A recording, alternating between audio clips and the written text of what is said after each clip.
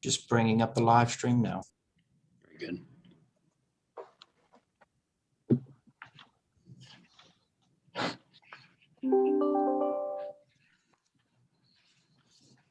Mayor, we're good to go.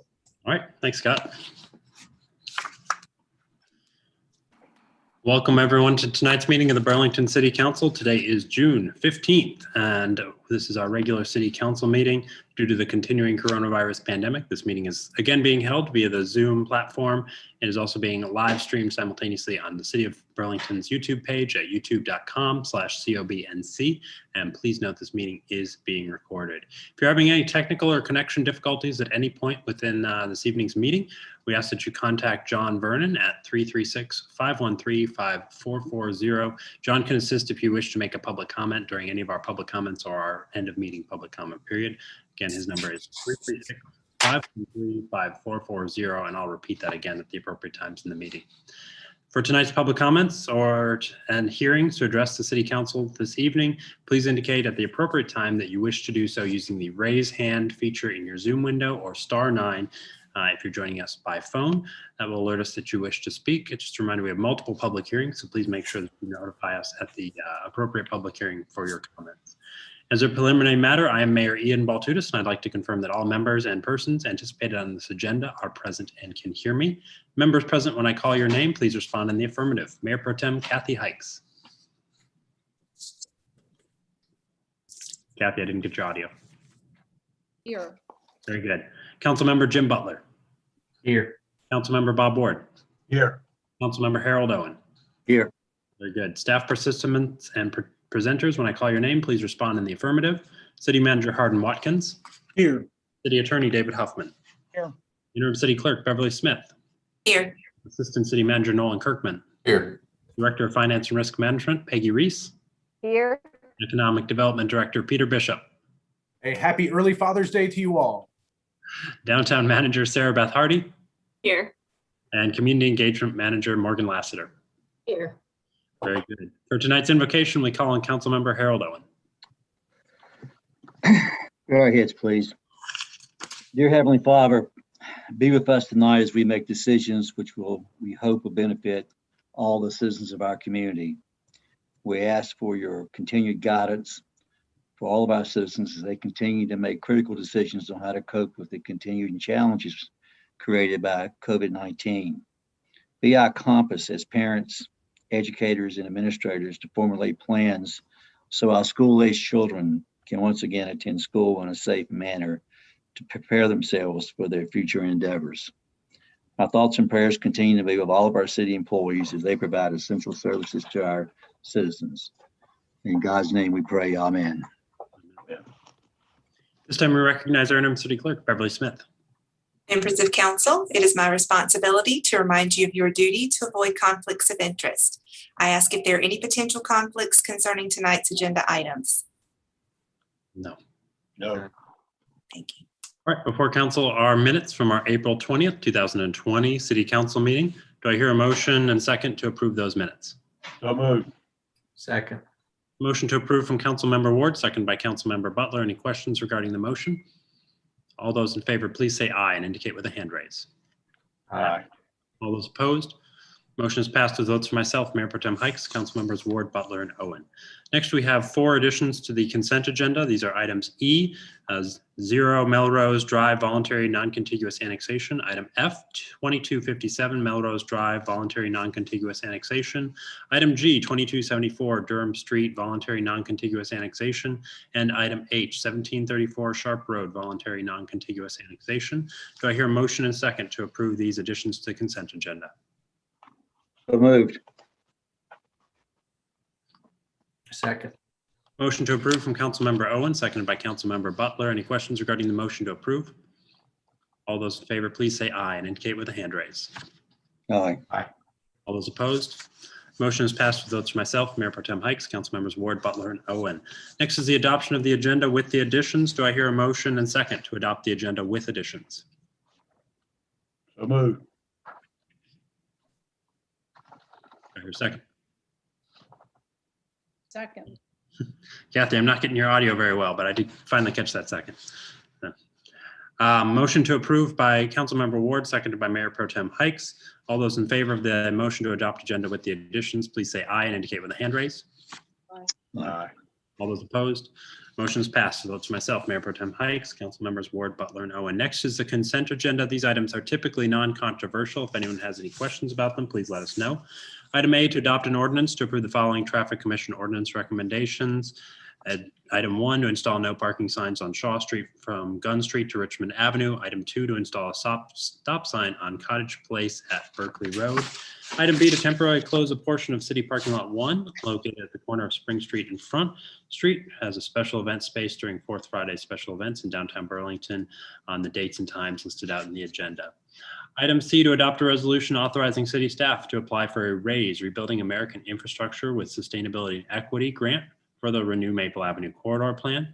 Item D, to approve Budget Amendment 2021-29, Parts A and B for all funds as of fiscal year ending June 30th, 2021. Item E, to defer a public hearing in consideration of an applicant's participation for annexation for the 0 Melrose Drive property to a future time pursuant to NCGS 160D, Burlington City Code Section 40.40, and the terms of the annexation agreement executed by the applicant and the city and filed in the Alamance County Register of Deeds.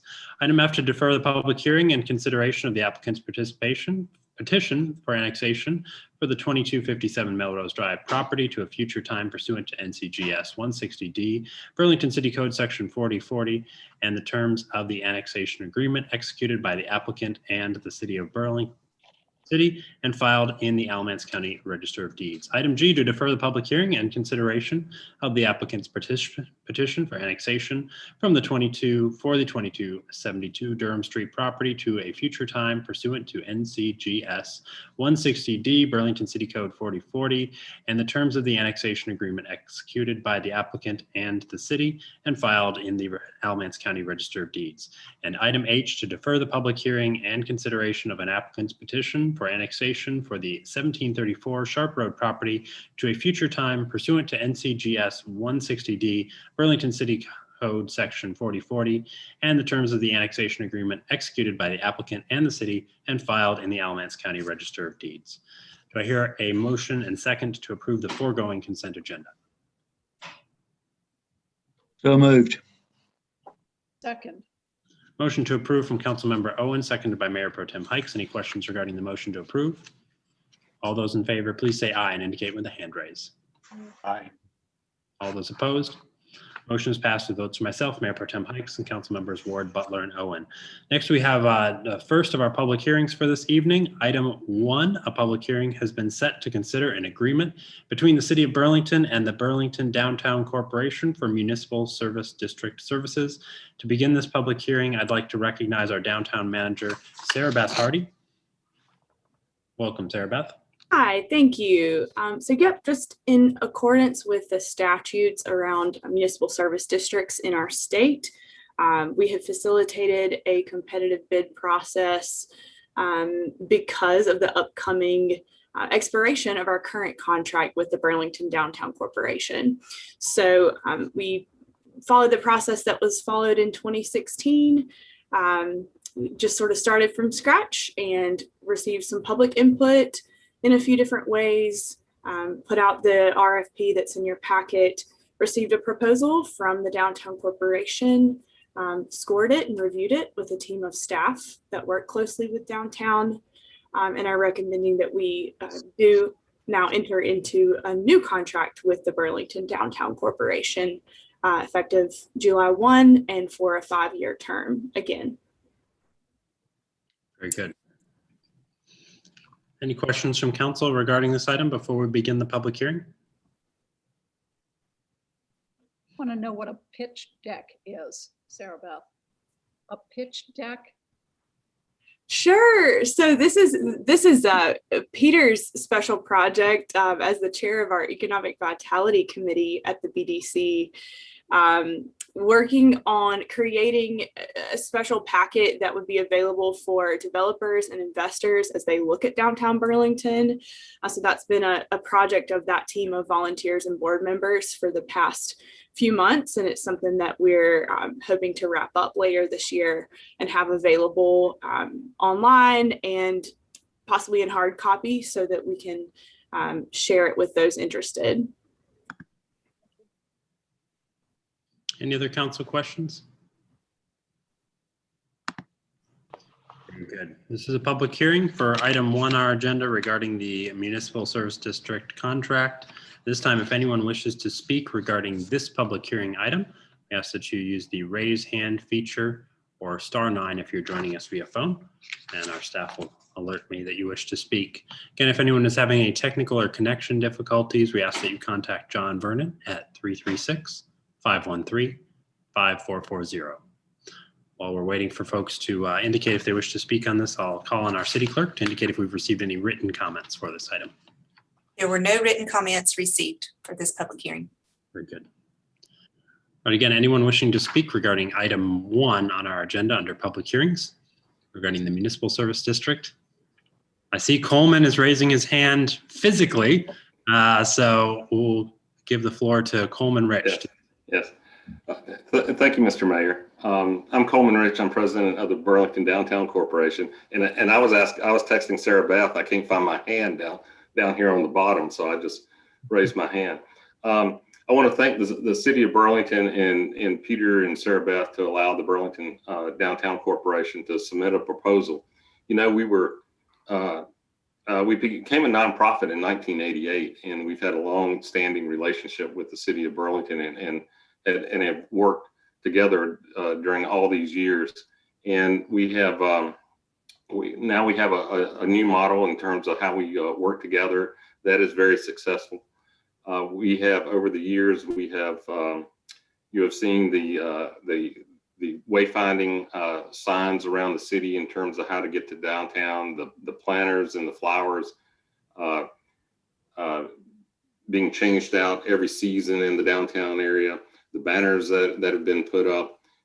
We've had, now we're going to have new Christmas lights, and we've got ambient lighting in the downtown area. And probably over the last 5 years, we have given out over $250,000 worth of grants to the downtown area. And during the most difficult time in our lifetime, the downtown area is vibrant. We've probably seeing more construction, more new businesses coming to the downtown area. We're seeing an uptick in individuals coming downtown. So things are really in this environment. Things are really beginning to come together, and we really believe that the future is going to be great for the downtown area going forward. So, on behalf of the board of directors, we ask that you find favor with our proposal, and that we can continue with the city of Burlington for another 5 years, working together in tandem to create a vibrant, lively downtown area for all of the city of Burlington and Alamance County. Thank you. Thank you, Mr. Mayor. Very good. Thank you, Coleman. If you could, just for the record, state your address for me. 2116 Hawthorne Lane in Burlington. Thank you. And we appreciate your leadership with the BDC and service. Thank you. Anyone else wishing to speak on item 1 of our public hearings? This will be the last call. Please use the raise hand feature or *9. Looks like we have no further comments from the public on this one. So I'll ask for a motion from council to continue this. We had discussed looking at our calendar that a follow-up to allow for time for public comments would, reasonable date would be June 17th. That's this Thursday at 9 a.m. So I'll accept a motion to continue until that date and time. So moved. I hear a second. Second. The motion is pursuant to NCGS 166A 19.24E to move this public hearing to be continued until June 17th, 2021 at 9 a.m. Via Zoom for the sole purpose of allowing written comments to be submitted for a 24-hour period beyond the close of the meeting. Motion is made by Councilmember Owen, seconded by Councilmember Ward. Any questions regarding that motion? All those in favor, please say aye and indicate with a hand raise. Aye. All those opposed? Motion is passed with votes of myself, Mayor Pro Tem Hikes, Council Members Ward, Butler, and Owen. Sarah Beth, appreciate your presentation this evening, and we'll see you again on Thursday. Thank you. Our next public hearing tonight, item 2 on the agenda, public hearing has been set to consider adoption of the proposed fiscal year 2021 to 2022 budget and the adoption of the community development budget. This time I'd like to begin our public hearing and recognize our city manager, Hardin Watkins. We also have a presentation appearing on the screen for everyone.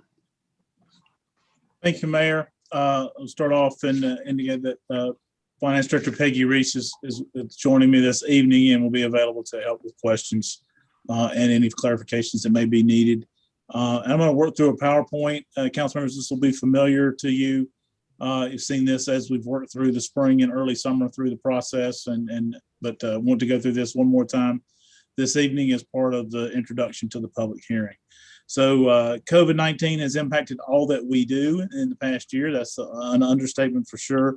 The FY 21-22 budget attempts to normalize things and get our city operations back to a more normal or a pattern that we are used to, and we're thrilled that we're able to do that. We've balanced this year's budget with no property tax rate increase while being able to maintain the same level of service for the residents of our city. As you all know, we have increasing costs of personnel expenses. That's in the area of health insurance, merit increases. We were able to get that restored this year at 2% across the board for our city employees. Retirement system mandates cause our budget to increase each year. And then we also began the round of three, a third of the employees every 3 years on our Piedmont Triad Regional Council of Governments pay and classification study. Also, one of the big things that we tried to get done this year was to catch up on our deferred capital expenditures. Some of those are visible, some of those are less visible. Things like roofs, equipment replacement, aging vehicles don't necessarily get noticed by folks that live here, but those are things that indeed we have to take care of so that we can provide the services that people expect. When we are not using any America Rescue Plan dollars to balance this budget proposal.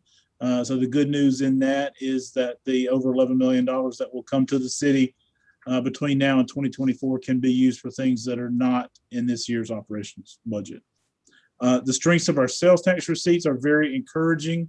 We have discussed this at a couple of our different meetings, but the really strong retail economy, no regulatory changes at the state level. This is fueling our major revenue growth that really allow us to help continue providing services that people expect. Real quickly, I'm not going to walk through this. This lists all of the departments in our general fund. And these are our sort of general service areas. And then as I wrap up this evening, I'll go through some of the departments and operations that have their own funds. So let me get to some highlights of the budget. The number proposed this year for general fund is $62,479,000. As I mentioned, there's no property tax increase. We propose keeping the same tax rate that we had in previous year, which is 0.5973 per $100 valuation. Again, some of the major increases that I alluded to a moment ago, we have a funding increase for health insurance. We have some mandated retirement system increases coming from the state treasurer's office. We're implementing a salary adjustment of 2%. And then we have a handful of increases across other departments, just getting us to normalization, travel and training, auto expenses, fuel expenses, maintenance service contracts, getting all those back to a place where they were 2 budgets ago. More highlights, we are unfreezing the 5 remaining part-time positions that we have frozen in recreation. City Council, you graciously unfroze positions back in January that were some full-time positions that we had frozen this time a year ago. And so this item is unfreezing the rest of the part-time positions. We do have 1 remaining position that we are recommending freezing for now, and that's the budget manager role that splits time in finance and city manager's office. We are proposing 2 new positions in the city and 4 restructured positions. The 2 new positions are an animal services officer, which we had a lot of discussion during the year about, and a PC tech to personal computer technician to work in the IT department. The animal services officer costs are covered by increased revenues, and the PC tech is covered by some cost cutting measures and restructuring of some things within the IT department. We have 4 positions we're proposing for restructuring. These are positions that exist but are getting restructured. That's the ECU technician, an accreditation manager, and police getting restructured. A records clerk, we are proposing to take 3 part-time positions and convert that to 1 full-time. And then the assistant golf manager at the Valley, changing that from part-time to full-time, and that increase is covered by some cost-cutting measures and increased revenues at the Valley. Changes in fire hours from 2912 to 2756 for a full 12 months was a sizable increase in this year's budget. That was something we approved last year, but only had, we didn't have a full year of experience with that. So this year we had to budget the full 12 months. And then one other thing to note in the fire department would be that council has authorized us to apply for the SAFER grant, SAFER, through FEMA. If that grant is successful, that would fully fund 4 new firefighter positions. If that grant is successful, we would move forward with those 4 new positions. If that grant is not successful, we will not move forward with those 4 positions.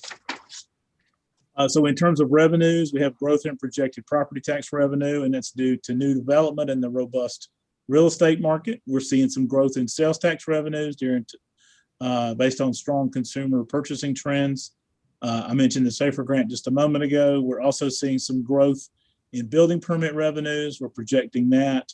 We're also projecting some increases in our animal services revenues, and we have had an increase in sanitation fees again from last year, and we'll see a full year of that this year on the sanitation side. Back to expenditures, all departments, this sounds familiar to City Council, all departments have been asked to submit a limited growth budget. And if you have a new item or a new program, we ask departments to show us an offsetting cut or some revenue enhancements, and that's become a bit of our organizational norm. And again, with the exception of things that may be mandated or that's sort of our new philosophy that we're trying to move forward with. Moving forward on expenditures, you'll see some of our large major infrastructure and capital, tandem dump truck, a rear loader truck. We're replacing 16 police cars this year. You see $900,000 for street resurfacing. You see computer hardware that's scattered across the entire city, fairway sprayer for the golf course, and then a handful of other vehicle replacements across other departments. And then finally, this is the sheet that shows you that our budget is balanced, which is required by state law. So it's $69,479,000 on the expenditure side and $69,479,000 on the revenue side.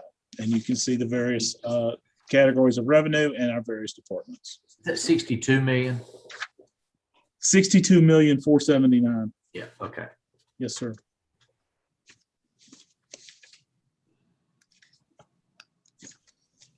Okay, next slide, please. And then just a couple of pie charts here. Again, the yellow just indicates that sales tax is one of our largest categories at 14 million. If you see the purple on the left-hand side, that's our state shared revenues at about 5.5 million.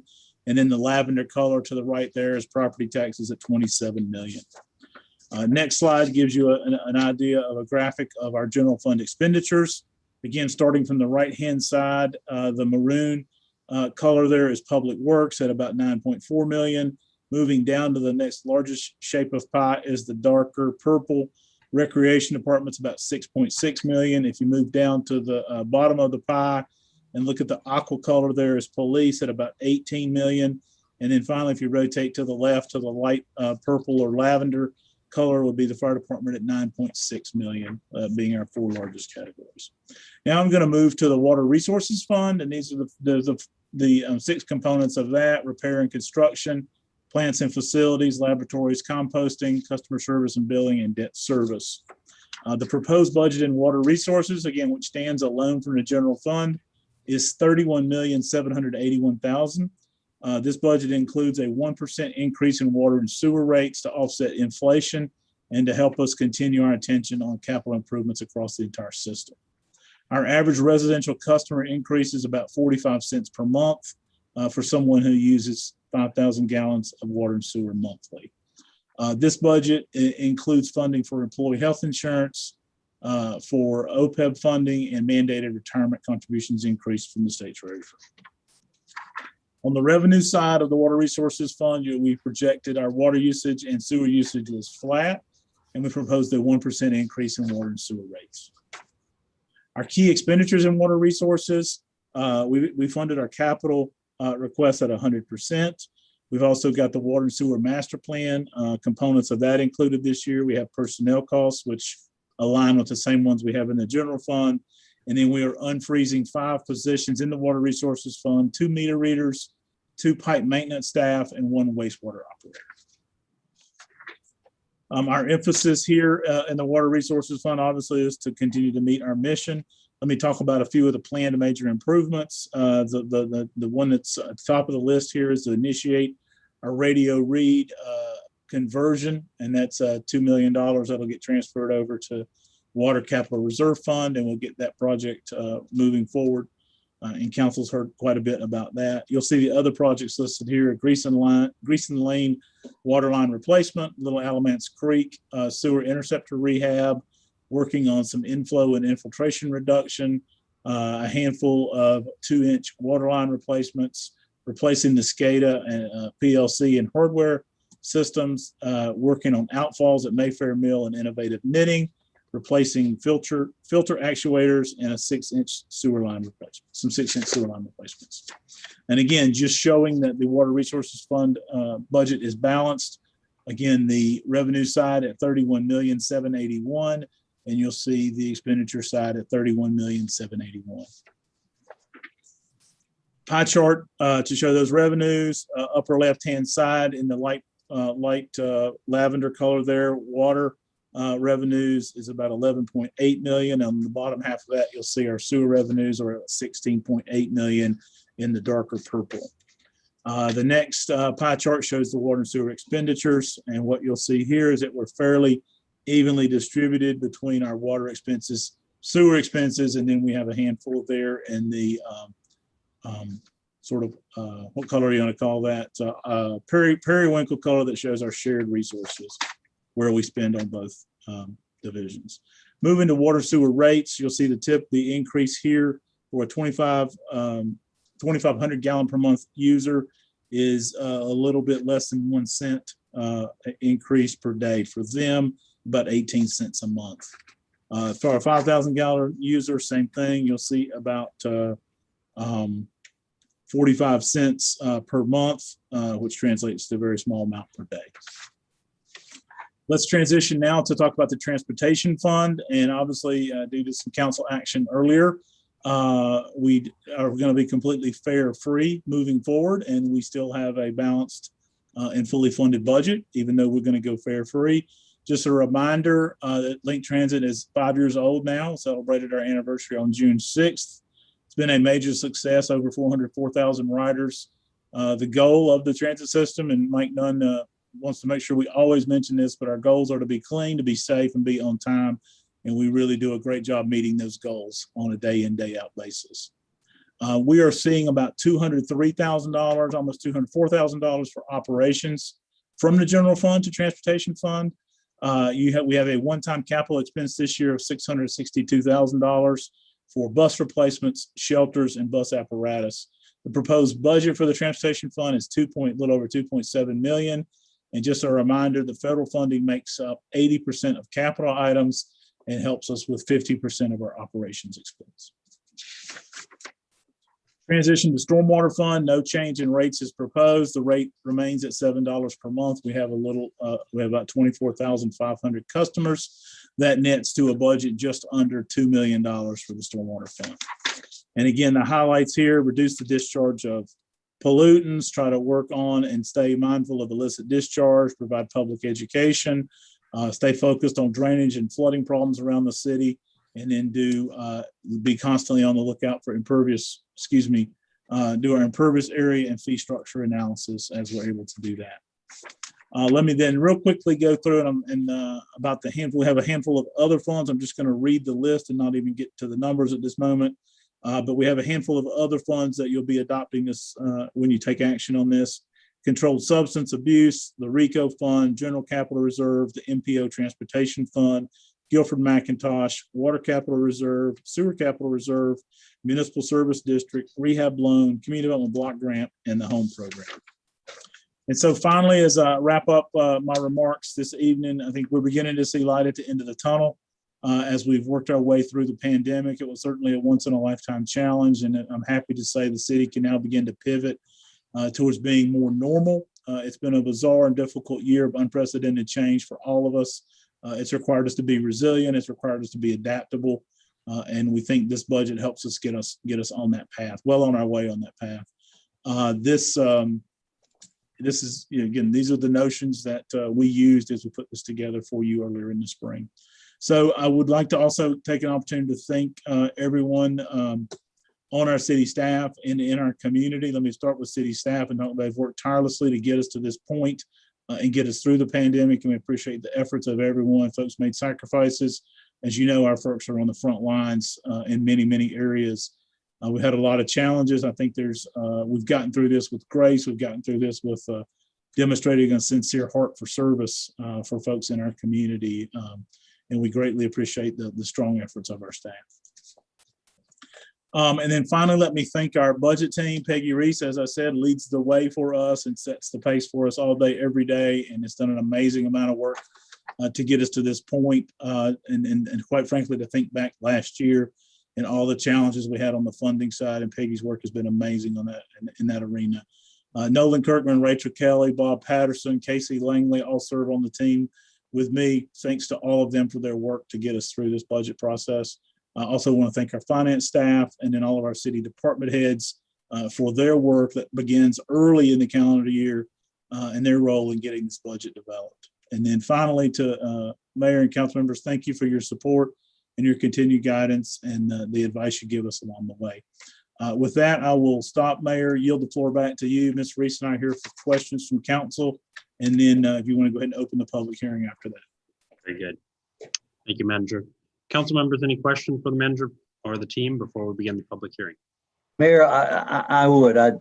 First of all, I was impressed with the manager's identification of the shades of color, especially periwinkle, which seems to sort of to break up a budget presentation, which is always exciting for all, for sure. But I will say that I've been contacted by a number of our retired employees who worked in areas in sanitation, general maintenance, and some of the maintenance areas in water and sewer and in parks and rec. And I know each year we see an increase in the retirement expense. But what I think is important that we have to tell people is that according to these people, and I think they're not to tell me the truth, they have not seen a change or increase in their retirement amount for the last 7 years from the state.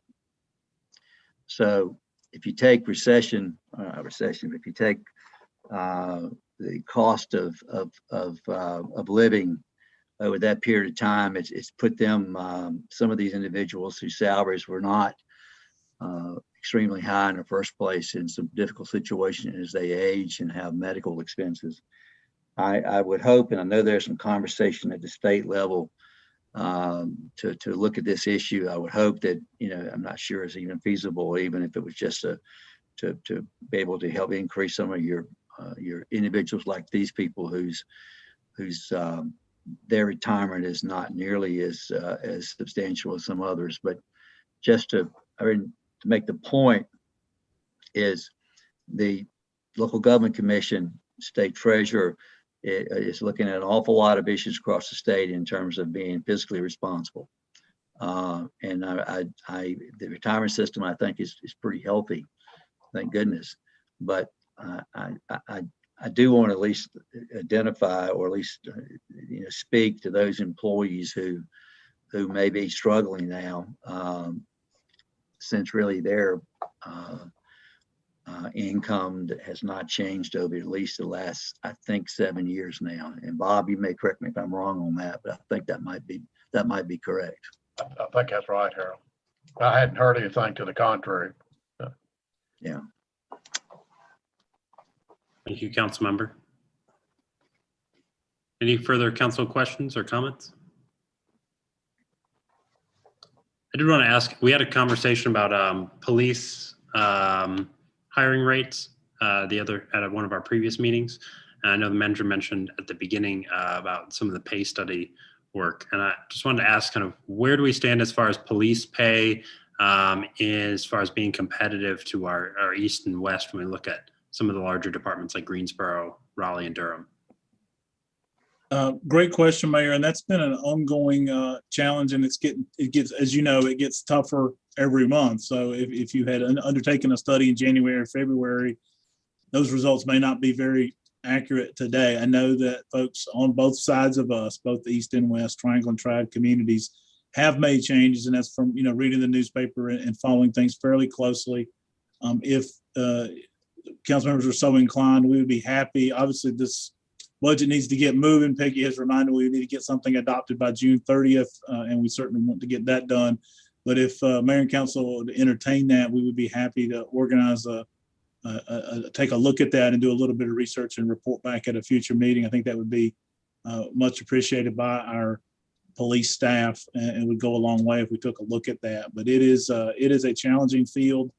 I think there are vacancies. As I have done some research in our police chief process, 200 vacancies in Charlotte, 83 vacancies in Raleigh, 18 vacancies in Chapel Hill. I mean, those are the numbers that you're seeing. I think there are 45 open police positions in Alamance County right now if someone wanted to be a police officer or a sheriff deputy in our county. And so that speaks to many, many things to attract folks to be in these lines of work in our state. And certainly if we could address pay, that would go a long way. That's one of many components we would want to try to use to help attract folks. Thank you. Yeah, I would very much appreciate a report on that at a coming meeting. Council members, would any of you also be interested in that? Mayor, I don't think it's just police officers. I think we're beginning to see skilled labor positions. I think we may have lost an electrician this week. That the private sector right now is going full wide open, and I believe we're going to see more of that also right now in those skilled areas. And as Bob Patterson will tell you, water and sewer operators are diamond, are very scarce. And unfortunately, we're located beside an authority that pays some of the higher salaries in the state of North Carolina. So that's always another challenge that I know that Bob is facing on an annual basis. Yeah, I know with policing, we've been doing fairly well over the past few years in kind of supporting BLET and keeping officers in the pipeline. But we've started to see that we're losing ground now on that. So I'm particularly interested in that piece. But you do bring up a good point that as our economy comes back into high gear, we're going to have to be ever vigilant in our pay studies to make sure that we're keeping good folks on board. So, other council members interested in that at a later meeting? It would be fine. I think it's to Harold's point. There's a transitional shift that has already started, and it's going to affect both the public and the private sector. But in addition to that, in January, Peggy put together a recap, sort of a mid-year recap, so we could kind of see how we fared through the teeth of COVID-19 and as we were starting to enter into 2021. In addition to what you guys have mentioned, I'd like to see a year-end recap, Peggy, as soon as possible when the numbers come in, so that we can really see how our 2021 budget ended up. Very good. Mr. Butler, so you're at the end of fiscal year. So June 30, once the numbers are in for June 30. Yeah, yeah, and there's a little lag time. I know there's a little lag time on certain things. So whenever appropriate, the numbers are very dependable. Yeah, at that point in time, whatever Peggy feels she's got a good handle on it. Mhm. Will Mayor, do. Kathy, did you have something? Wanted to ask, when I looked at this year's budget message and then compared it to last year, there are a large number of items on it that were there in 2020 that were not funded this year. And a lot of them are, or many of them are, tools of the trade, I guess I want to say, that would seem to affect people and how they do their work. And I'm concerned about that, and maybe you can explain why they did not, those items did not make it. A lot's in recreation, but a number of things that were in the budget were asked for in 2020.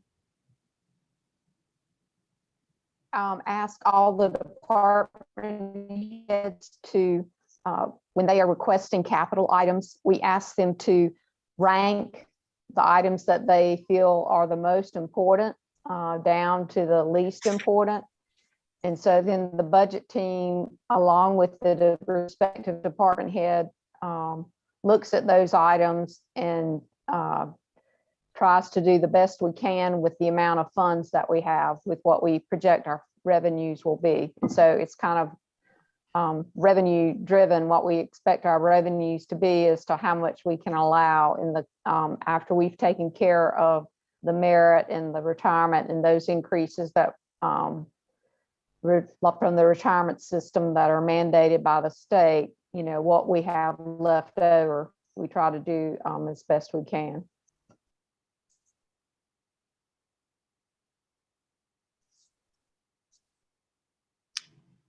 Any other council questions?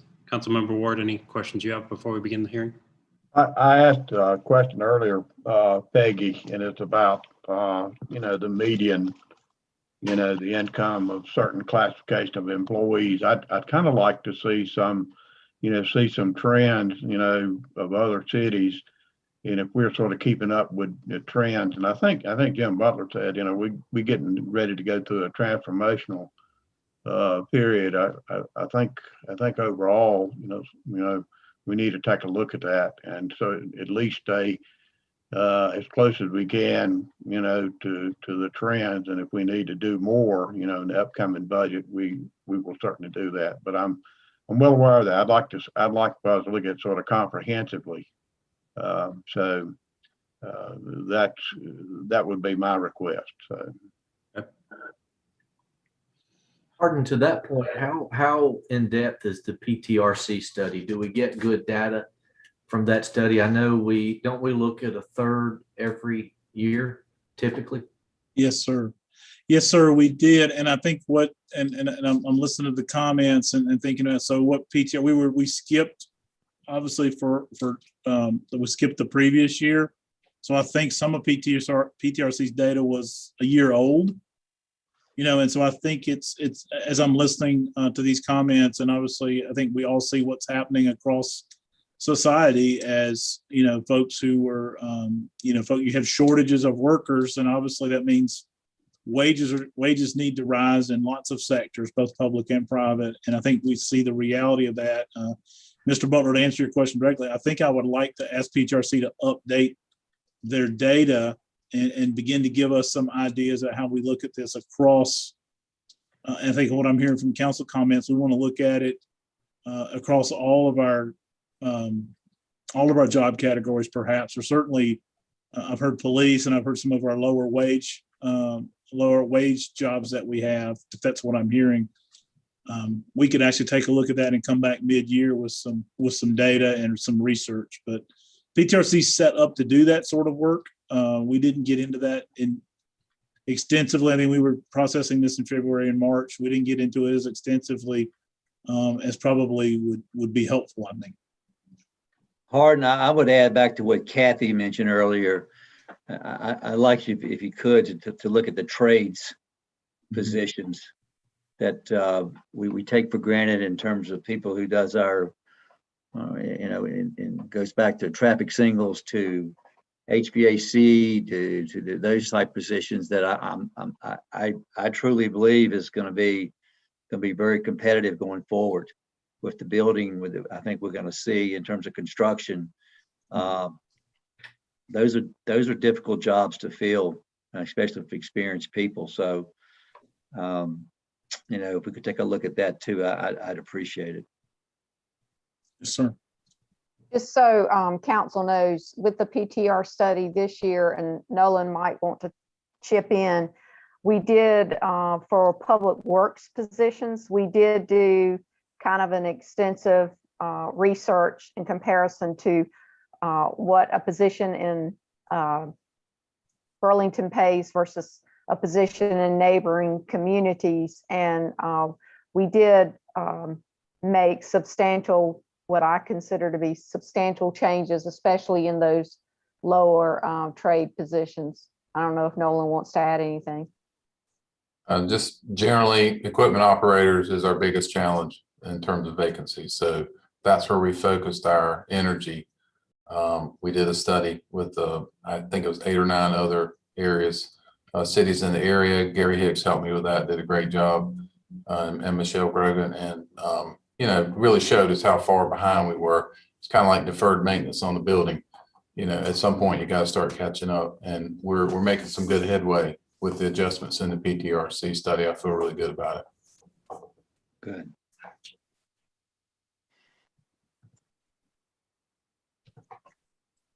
Any other council questions before we begin public hearing?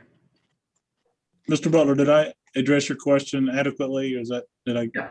Okay. Yeah, I mean, I think so. I think you pretty much told me what I was thinking. I was not aware. I knew there was a lag in the study, but I wasn't aware there was a lag in maybe the data set that they used. So, but your comments and Nolan certainly give some clarity to it. So I'm glad we're on that piece. That's going to be beneficial.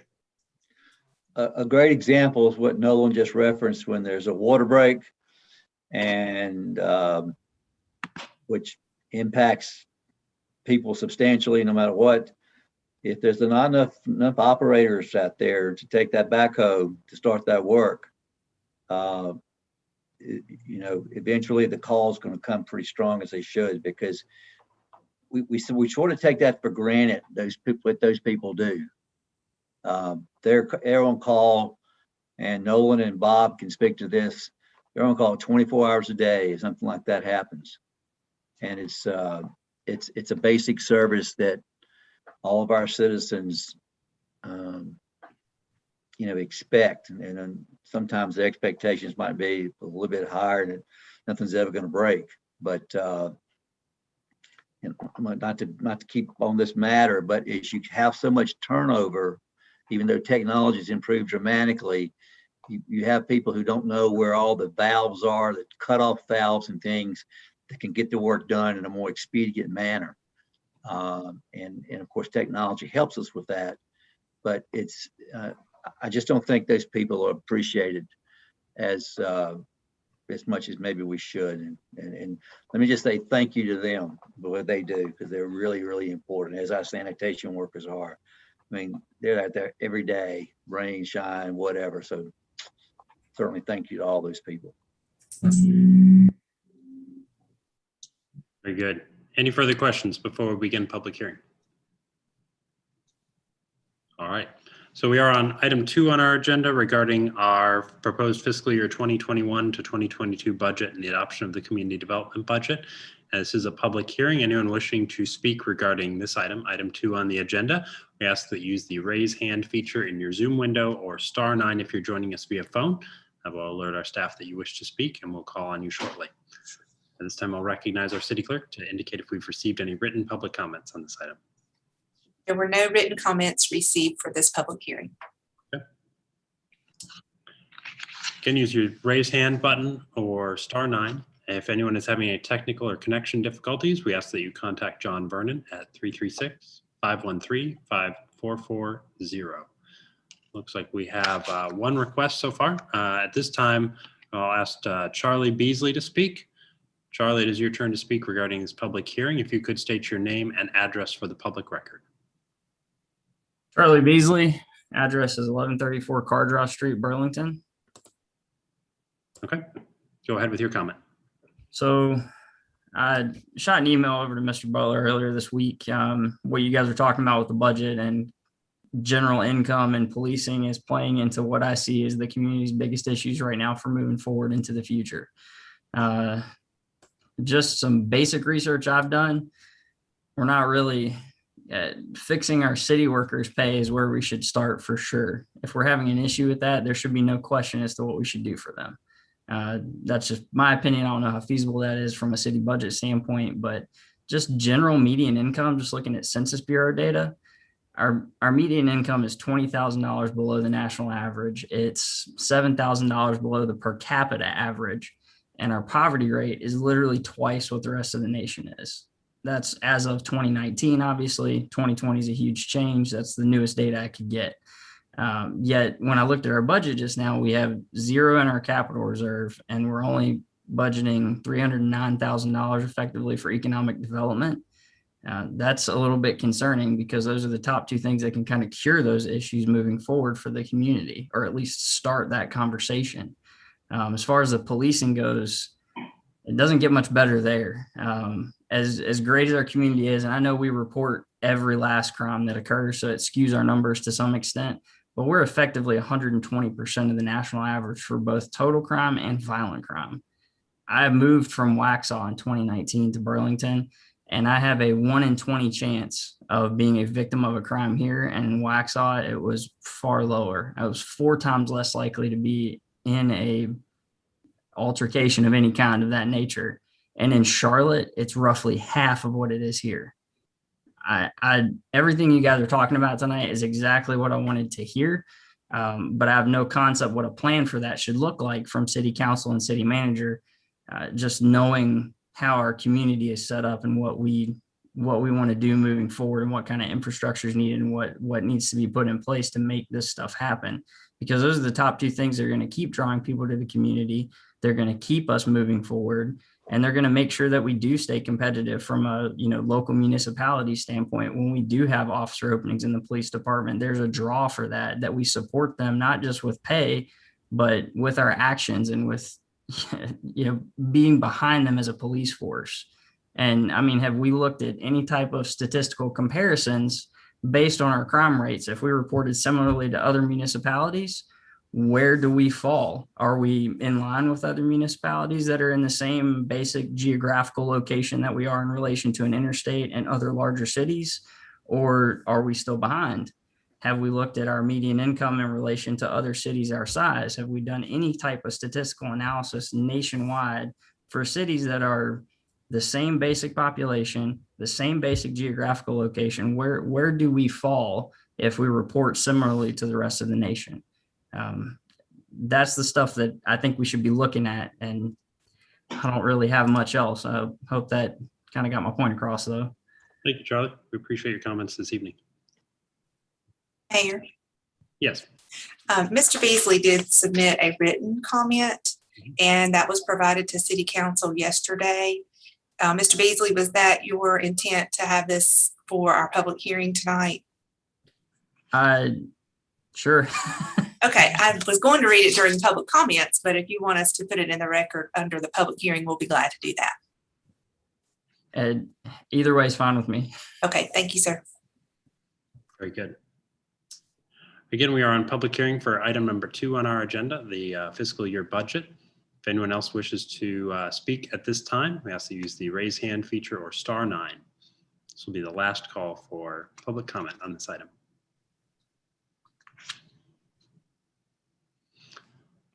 All right. Mayor, while we're talking about this, let's be honest. You ride down Church Street as we speak now, you see employees desired or wanted in almost every billboard. You're seeing actually by some of these companies, part-time people with salary ranges at $12 to $15 an hour, which is a much higher than it's been in the past. And that's going to impact what we do here, even with all the part-time people that we employ. I mean, it's people might not want to grasp that, but it's inevitable. As Jim was talking about the budget or the economy a while ago, and as Mr. Beasley just mentioned, what goes on in the private side impacts what we do directly. I'm very open to some discussions of what we need to look at going forward. Yeah, we're impacted by both the private and public labor market changes. That's exactly right. We're used to kind of keep up with looking at things every couple of years and then every year. Now we're looking at them much more frequently just to stay competitive. So right, that conversation will definitely continue. It looks like, again, no further comments were requested from folks. So at this time, I'll entertain a council motion to continue for public comments. Mayor, I would like to make one comment. I was looking back through some notes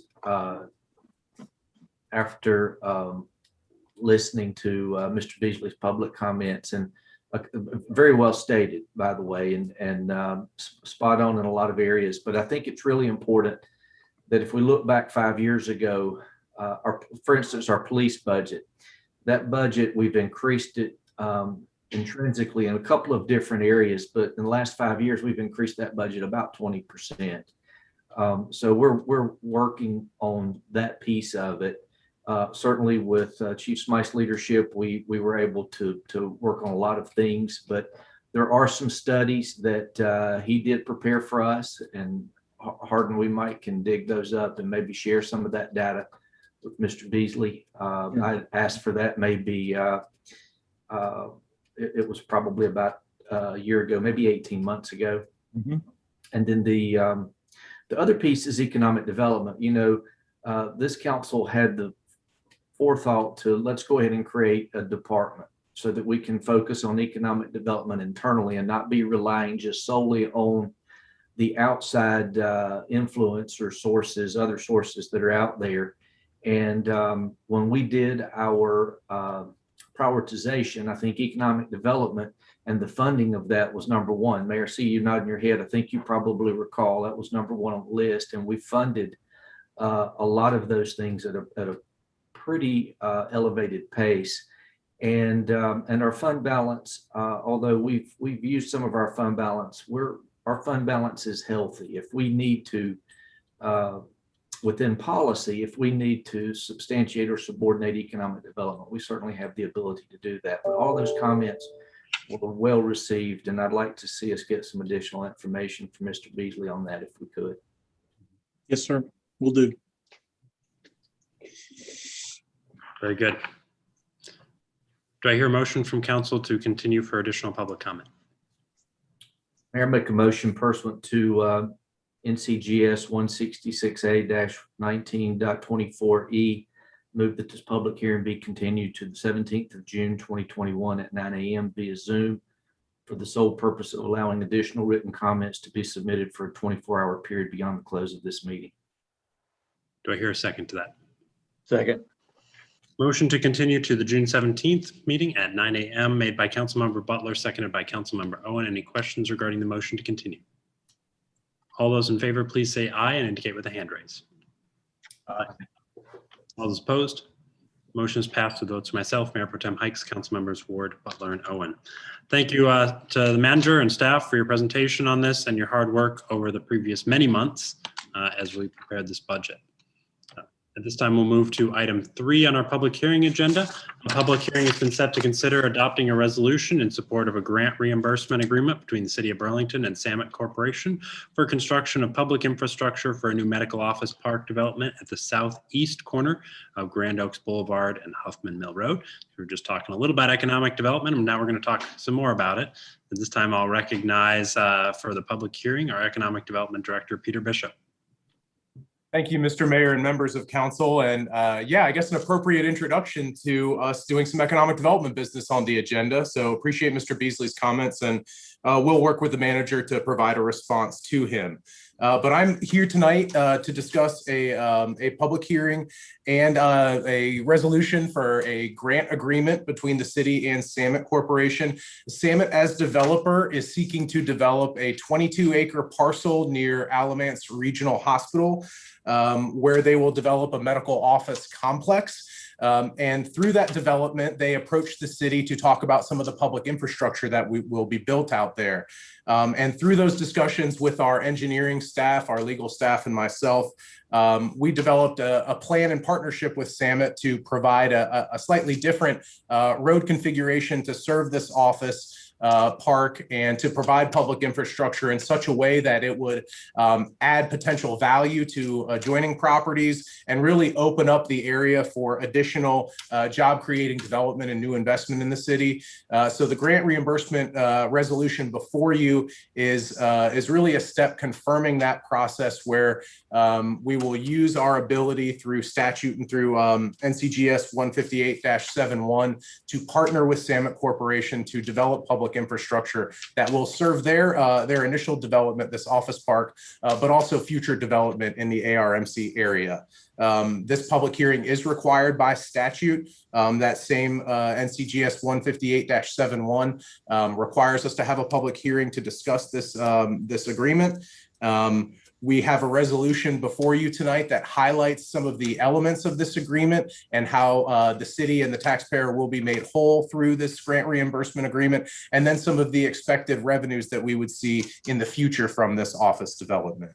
As I mentioned, we worked on cost estimates with our city engineer, and we worked on the agreement with our finance director, myself, and the city attorney. Brian Hall from Samet Corporation is present at this meeting and can possibly take any questions from City Council, as can I. And I don't know if you had any further questions, Mr. Mayor, or if you wanted to open the public hearing. Very good. Brian, anything you wanted to add before public hearing? Yeah, thank you, Mr. Mayor. Nice to see everyone.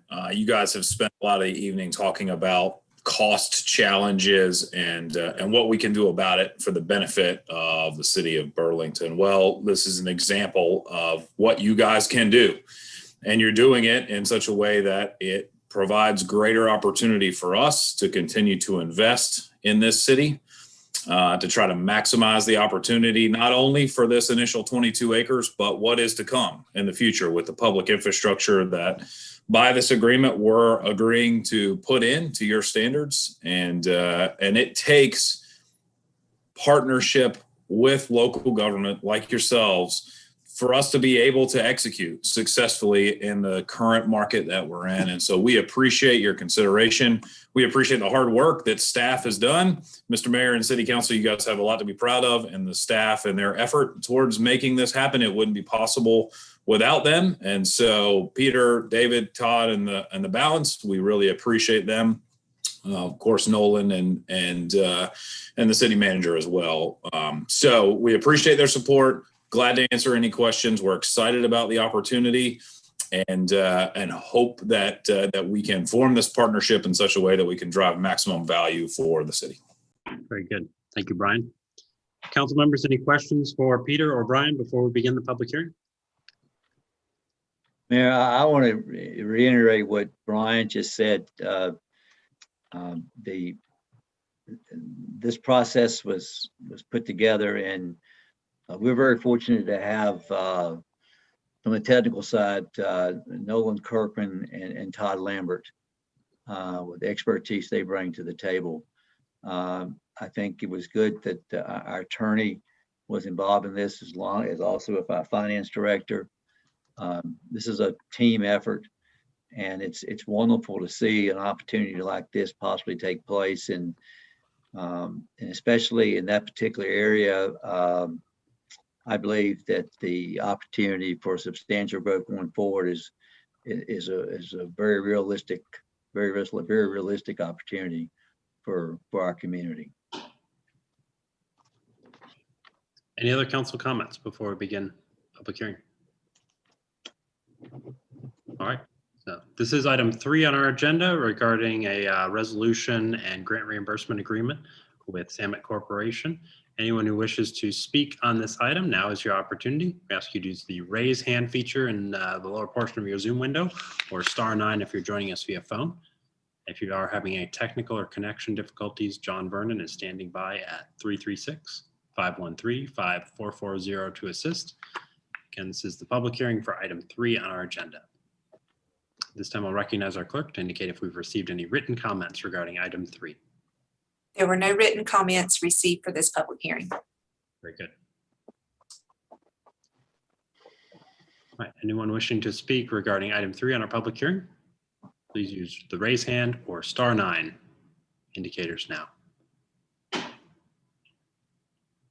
This will serve as the last call for public comment. All right, do I hear a motion from council to continue this for additional written public comments?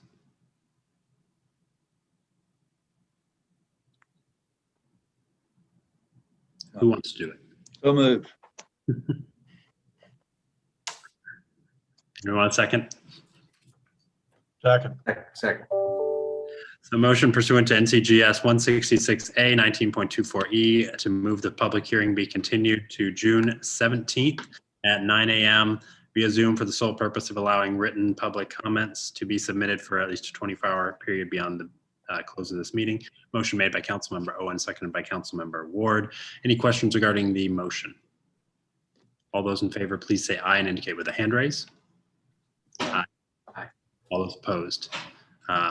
Motion passes with votes for myself, Mayor Pro Tem Hikes, council members Ward, Butler, and Owen. That concludes our public comments for this evening. At this time, we'll move to new business item 1. City Council will consider appointments to the 2021-2022 advisory boards and commissions. This time, I'll recognize our community engagement manager, Morgan Lassiter. Good evening, Mayor and Council. We come before you this evening to discuss the current applications for the 2021 boards and application appointments. Staff provided Council with the current binder of all the applications as well as an appointment worksheet. As you know, there were 33 vacancies to fill across 10 boards and commission. These 33 vacancies included all of our reappointments, our full vacancies, our alternate vacancies, and our partial vacancies. We've received a total of 31 applications, and that, of course, includes our reappointment applications. And as you know, 3 of those were not in the city limits. So tonight we do come before you and look for guidance and thoughts and direction from council as we have started to work through your selections and this appointment process. So John Vernon and I are on this evening to answer any questions or take any direction that you may have for us. Thank you. Very good. Council members, any questions for Morgan or John before we begin? So Morgan, then did I hear you correctly? We don't have enough applicants to fill all the positions. Is that correct? Yes, sir. Would it be of any consideration of the council to extend that period of time for additional applications? Does anybody have an issue with that? I think as we discussed last night, we do have some boards where we have significant applications or sufficient applications to make some appointments, but there are some, as we talked about last night, Board of Adjustment and Planning and Zoning in particular, where there are many vacancies and not enough applications. So I think it would be pertinent definitely to re-advertise those boards. John and Morgan, is that where you see this thing sort of may be? Because you've been going through these applications from day one. I mean, what are y'all's thoughts? I think that there are applicants there. I think we can definitely reach out to more specific groups of people for the Board of Adjustment and Planning and Zoning. They are not, the Board of Adjustments in particular was not one people selected very often. So I think we don't have many applicants for that.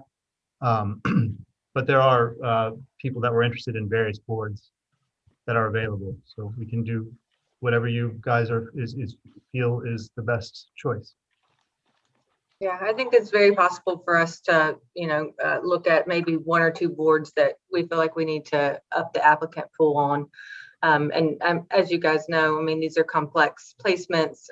You're dealing with folks they got to be inside city limits. They got to be ETJ. There are different needs or hopeful requirements that you're going to see come out of applicants. So I think it would probably be a good idea for us to get back out there and see if we can kind of up the applicant pool for you guys to choose from, specifically for a couple of these boards.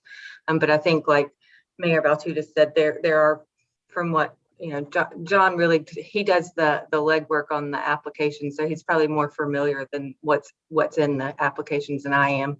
But from what everything we've discussed, there's probably some applicants in there that we can fill some of these other boards. So I don't think that would be up to you guys, but we could do some partial filling and continue to work on the ones we need to.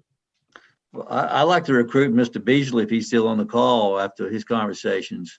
I'll second that. You second that? Yep. We'd like to recruit him if he wants to rejoin us. We can't offer you a scholarship or anything, but we'll give you the opportunity. Yeah, and maybe some of his friends too. Yes, absolutely.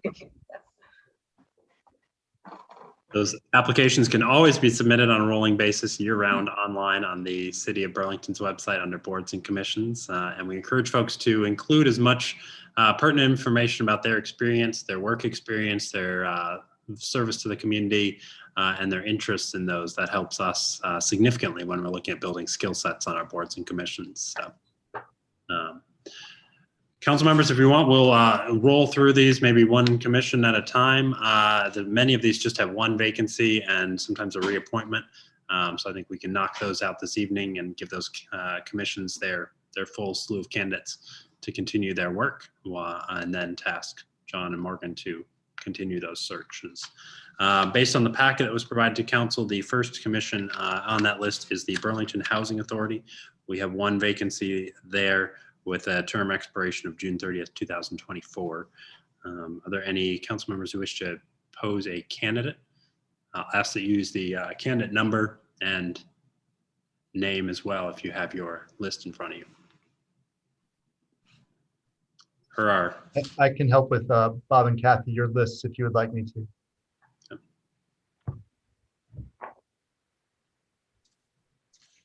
Morgan, would it be helpful to have a share screen here, perhaps? I don't know what documents you and John may have that would be appropriate for that. Yeah, we've got some addresses and phone numbers and such, but let me work on that. I'm on a different computer. Morgan, I think maybe one of the original forms that had the blanks in it. Is that still, do you still have that? The one that had the vacancies list, just had vacant lines listed, and then the appointment worksheet. Yeah. Maybe. Yep. Let me grab that. John, are you still pulling up those?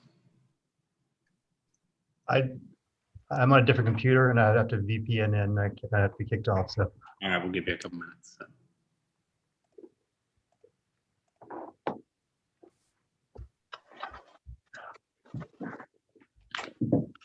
What do I do, guys? I'm sorry. Just while we're waiting, it looks like Housing Authority, Historic Preservation Commission, Minimum Housing Commission, Recreation and Parks, Traffic Commission, Tree and Appearance, Public Transit Commission, and Library Committee all have just a handful of vacancies. So I think those would be the most reasonable for us to try to tackle tonight. While we're waiting to get that screen up, we have a number of reappointments, including Robert Giles to the Board of Adjustment, Christina Meinking, Brian Pennington, and Russ Vandermaas Peller to the Historic Preservation, John Black to Planning and Zoning, Mark Clapp and Tim Ross to Recreation and Parks, and Scott Hrinko to Traffic Commission, and Scott Keener to Tree and Appearance, and Mike Mills to Public Transit Advisory Commission. Are there any objections from council to any of those reappointments? I don't have any. I don't have any objection. No. All right. We'll add all of those reappointments to be included on the appointments for this batch.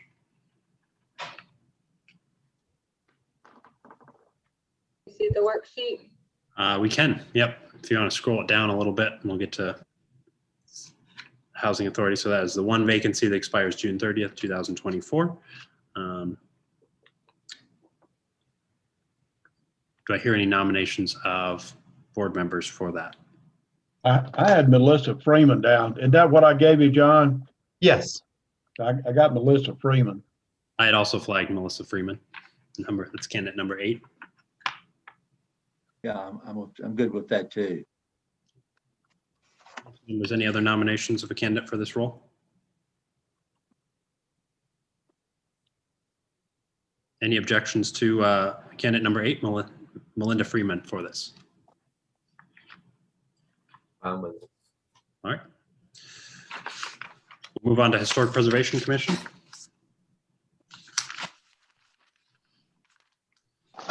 We've already approved the 3 reappointment requests. We have 2 vacancies that expire June 30th, 2024, and 1 partial vacancy expiring June 30th, 2022. Do I hear any nominations for the 2 vacancies expiring in 2024? I had Josh Atkins and Wendy Geis, for the 2024. Bob, you and I are on the same page. I had those 2 as well. Okay. I had them as well. Council members, any additional nominations for those 2 roles? Got a majority, we're good. All right, any objection to those? All right, very good. We'll include candidate number 1, Josh Adkins, and candidate number 10, Wendy Geis, for those 2 seats. We have 1 partial vacancy expiring in 2022. Do I hear any nominations for that role? I have Valencia Reed.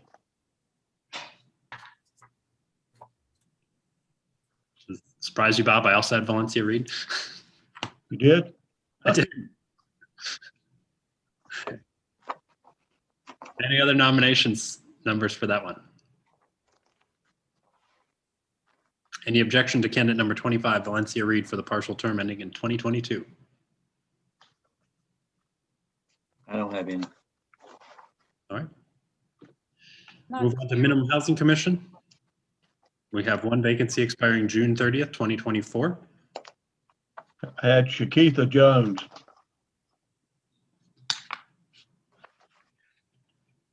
It was candidate number 18, Shakitha Jones. Any other nominations? I had candidate number. I believe she made application for the CPAT, and she checked a lot of the blocks, but she's obviously displayed some interest, in being on a board and commission. So I don't know this individual, but I would propose Shakitha Jones. She certainly is involved in a number of civic groups for sure. Yep. I had flagged candidate number 20, Mark Kennedy, for this role for consideration.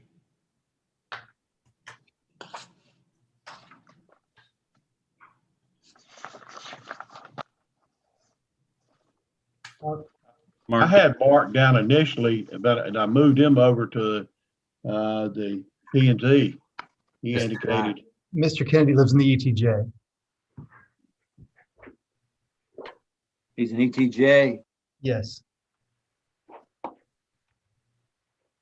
So that would meet. We do have an ETJ position on P&Z. So yeah, I would be amenable to that. All right, so we have candidate number 18, Shakitha Jones, for minimum housing. Any objection to candidate 18 for the minimum housing role? All right. Hearing none, we will propose that nomination.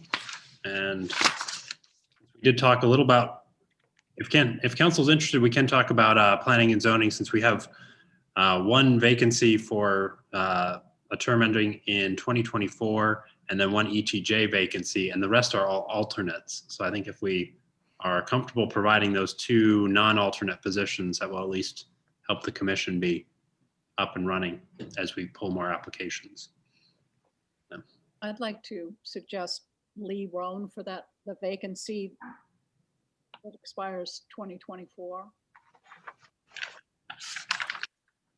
And then Amber Wright, who is from East Burlington, and that looked like a good position to have. I think she's also young.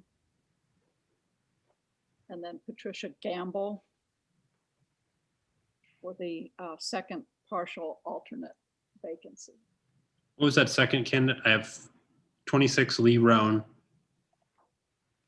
And then Amber Wright. Number 30. Number 30.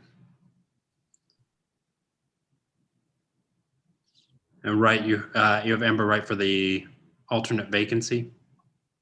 Yes, Do you want the full term or the partial term? it doesn't matter to me. We can select for full term unless anyone has objection to that. Who was your third name, Kathy? Patricia Gamble. Number 9. Yes, she does live in the city limits.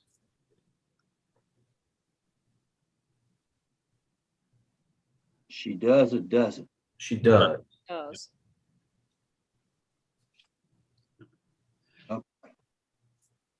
Any additional names? So I have for the one vacancy expiring June 30th, 2024, candidate 26 Lee Roan. For the one ETJ vacancy expiring 2024, I have candidate 20 Mark Kennedy. Or sorry, yeah. Matt Kennedy. Mark. Mark. Too many names in front of me. For the one partial vacancy expiring 2023, we have candidate number 9, Patricia Gamble. And for the one alternate vacancy expiring 2024, we have candidate number 30, Amber Wright. Any additional nominations or objections to those candidates?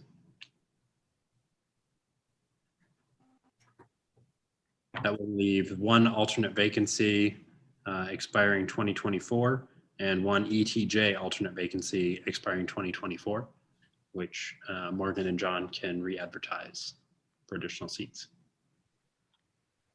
Any other questions or comments on P and Z? Right, next is Recreation and Parks. We have 2 reappointments that we've already approved, and then we have 2 vacancies expiring June 30th, 2024. Do I hear any nominations for those 2? Got Val Cawthor as one. I don't have an, And This is then number 5. Christopher Wyman. For the vacancy, Number 31, Christopher Wyman. yes. Any additional nominations?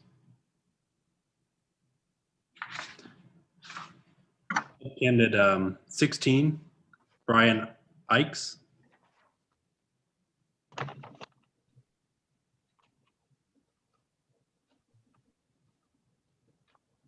Had him for tree and appearance. Apparently that's what he wants. That is his number 1 selection, so I'd be amenable to. Yes, it is.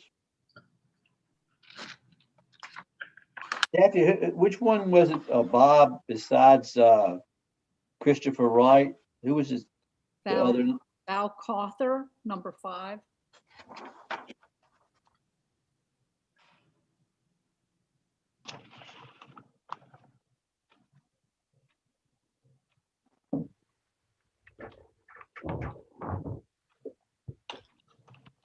Any additional names? We have number 5, Val Cawthor, number 31, Christopher Wyman. Any objection to those 2 candidates for the Recreation and Parks terms ending 2024? I'm okay with that. That's good. Okay. All right, that will keep on plugging to Traffic Commission. We have 1 reappointment that's already been approved and 1 vacancy that expires June 30th, 2024. I hear any nominations for that role? I have Suzanne Hewitt, if I pronounced that correctly.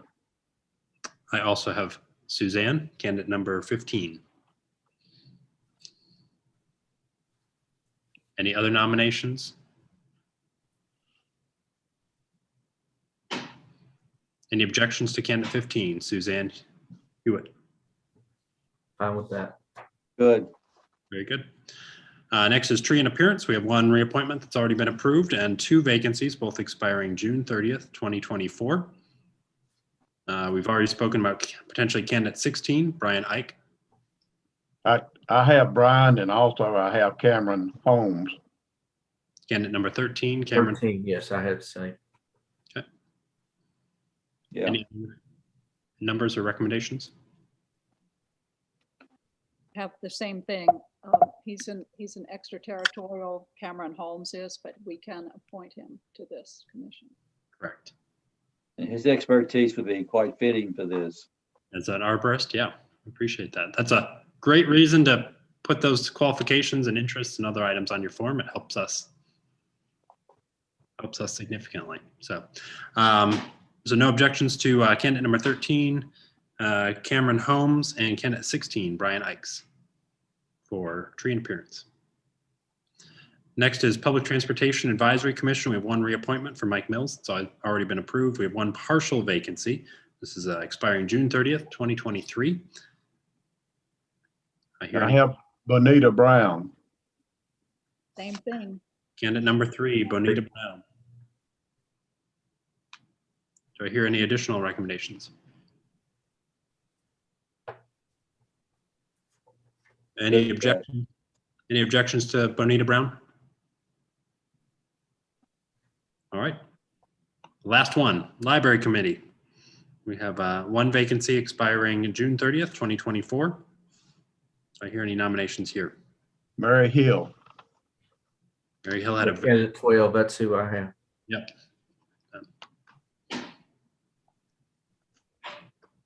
Mary, if you're on the call, we appreciate your complete application and your spelling out why you're interested in this committee. So, any other candidates folks want to put forward? Any objections to candidate number 12, Mary Hill? All right. We skipped over Board of Adjustment. Does anyone want to pose any candidates for Board of Adjustment, or do we want to continue to re-advertise that? We have the one reappointment of Robert Giles that's already been approved. So what does that leave us now in terms of vacancies on Board of Adjustment? How many do we have? There's 5 vacancies. 2 vacancies are for full terms expiring 2024. One is an ETJ vacancy expiring 2024, and then 2 are alternate ETJ vacancies, also expiring 2024. John and Morgan, you want to comment as to how that leaves the BOA for quorum? Mr. Mayor, let me point this out to you on our Code of Ordinances, Section 2-81. It indicates that the time herein fixed for nomination, election, or appointment is directory, not mandatory. Members of boards and commissions and alternates shall hold office until their successors are appointed and qualified. So those individuals that ask not to be reappointed, they may be surprised to find they're still on until y'all find their successors. Assuming they still live in the city limits or are still able to serve in a capacity. Sure. Yep. So, John, Morgan, any concerns regarding that commission if we're unable to add any names to it today? I would have to defer to the planning department on that. Yeah, we'll have to coordinate with the staff advisor and see if we can begin those conversations. Okay. You know, I think at least a couple of those guys would maybe sign a limited contract going forward for a while, based on us attempting to open the recruitment again. But certainly we need some bodies there, and some experienced bodies would certainly be helpful. Yeah. John, is Jackie Bull, is Willie Spoon Lane in our extraterritorial? No, it's not. She lives outside city limits and the ETJ. Yeah. Ask her to move. Good application. You want that in the form of a motion, Kathy? Pardon? You want that in the form of a motion? her first choice was Board of Adjustment. That's Yeah. Well, I think this does. Kathy, do you want to make an offer for her to move? Is that what we're getting to here? Just call her back and ask, are we sure that's her correct address? That's right.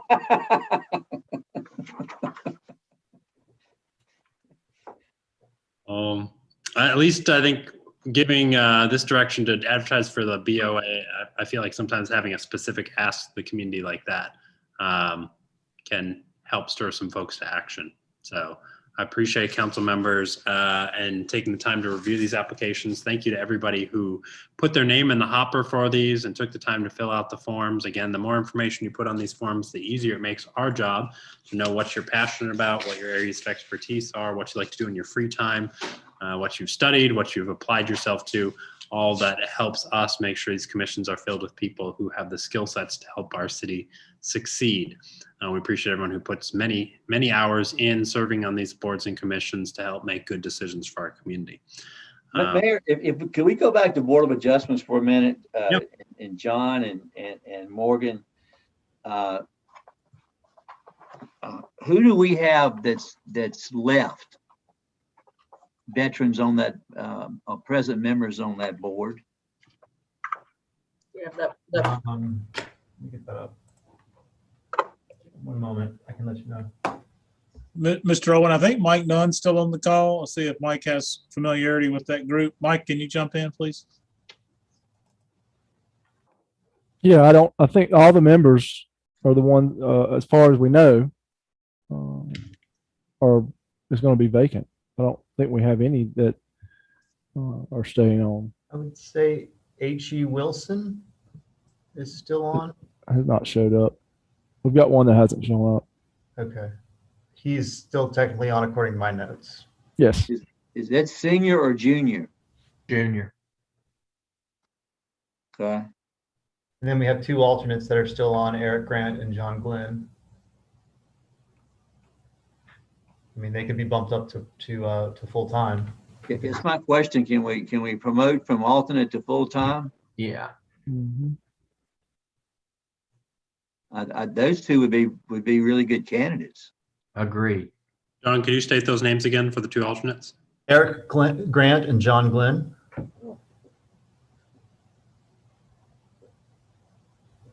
Yeah, they would be really good. The proposal is to appoint Eric Grant and John Glenn from alternate roles to the two vacancies expiring June 30th, 2024.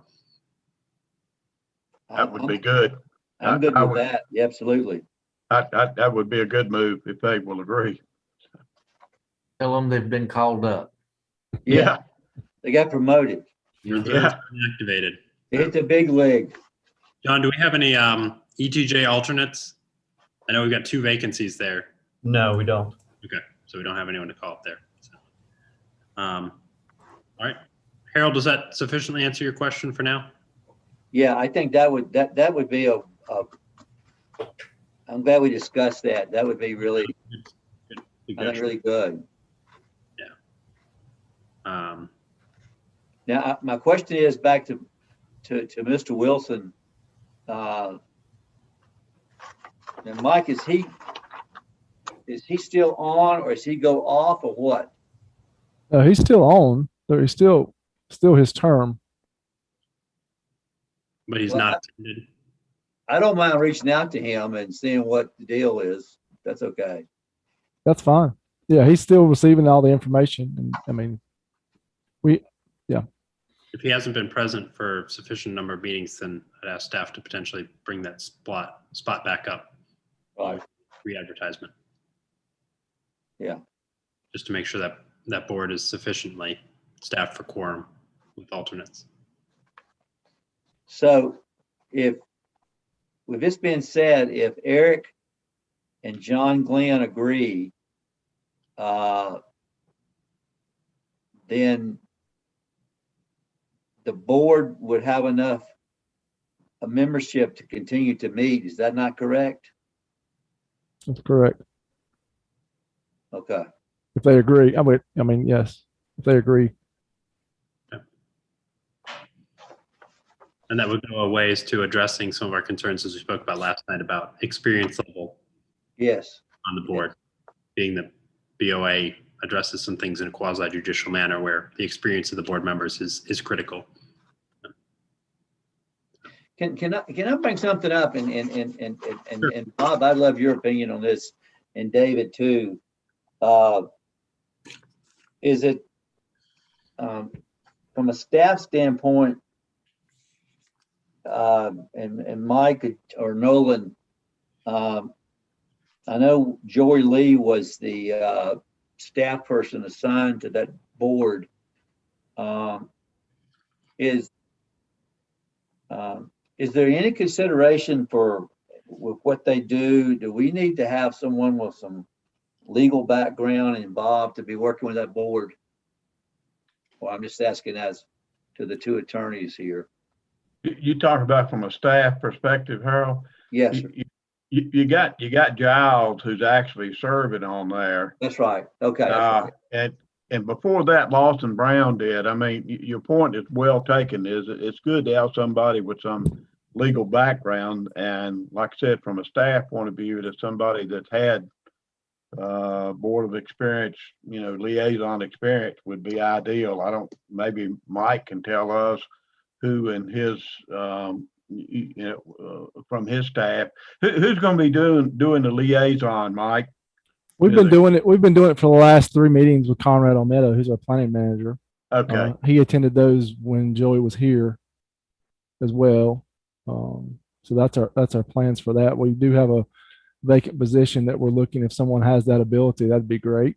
Like everything else, that's also a unique skill. But yeah, if we have a development review position that's we're interviewing for. Someone has board of adjustment experience. We were going to look at that, but that Conrad's currently been handling the last 3 meetings. And we're going to get training for the board. We talked about that as well.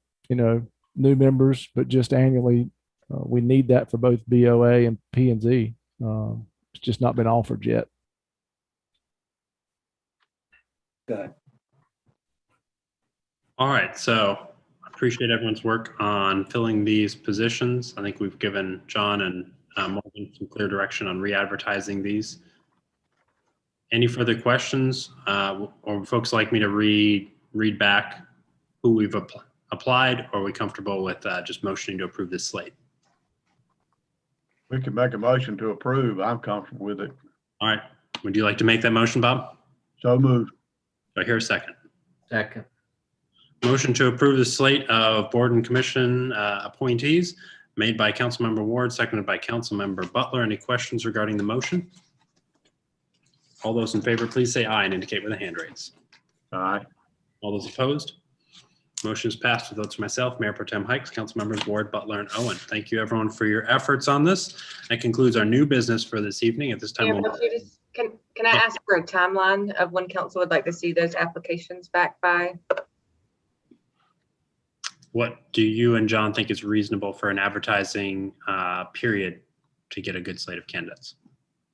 I think it probably 3 weeks, maybe a month. But we can compress and activate different efforts if we need to compress that timeline down.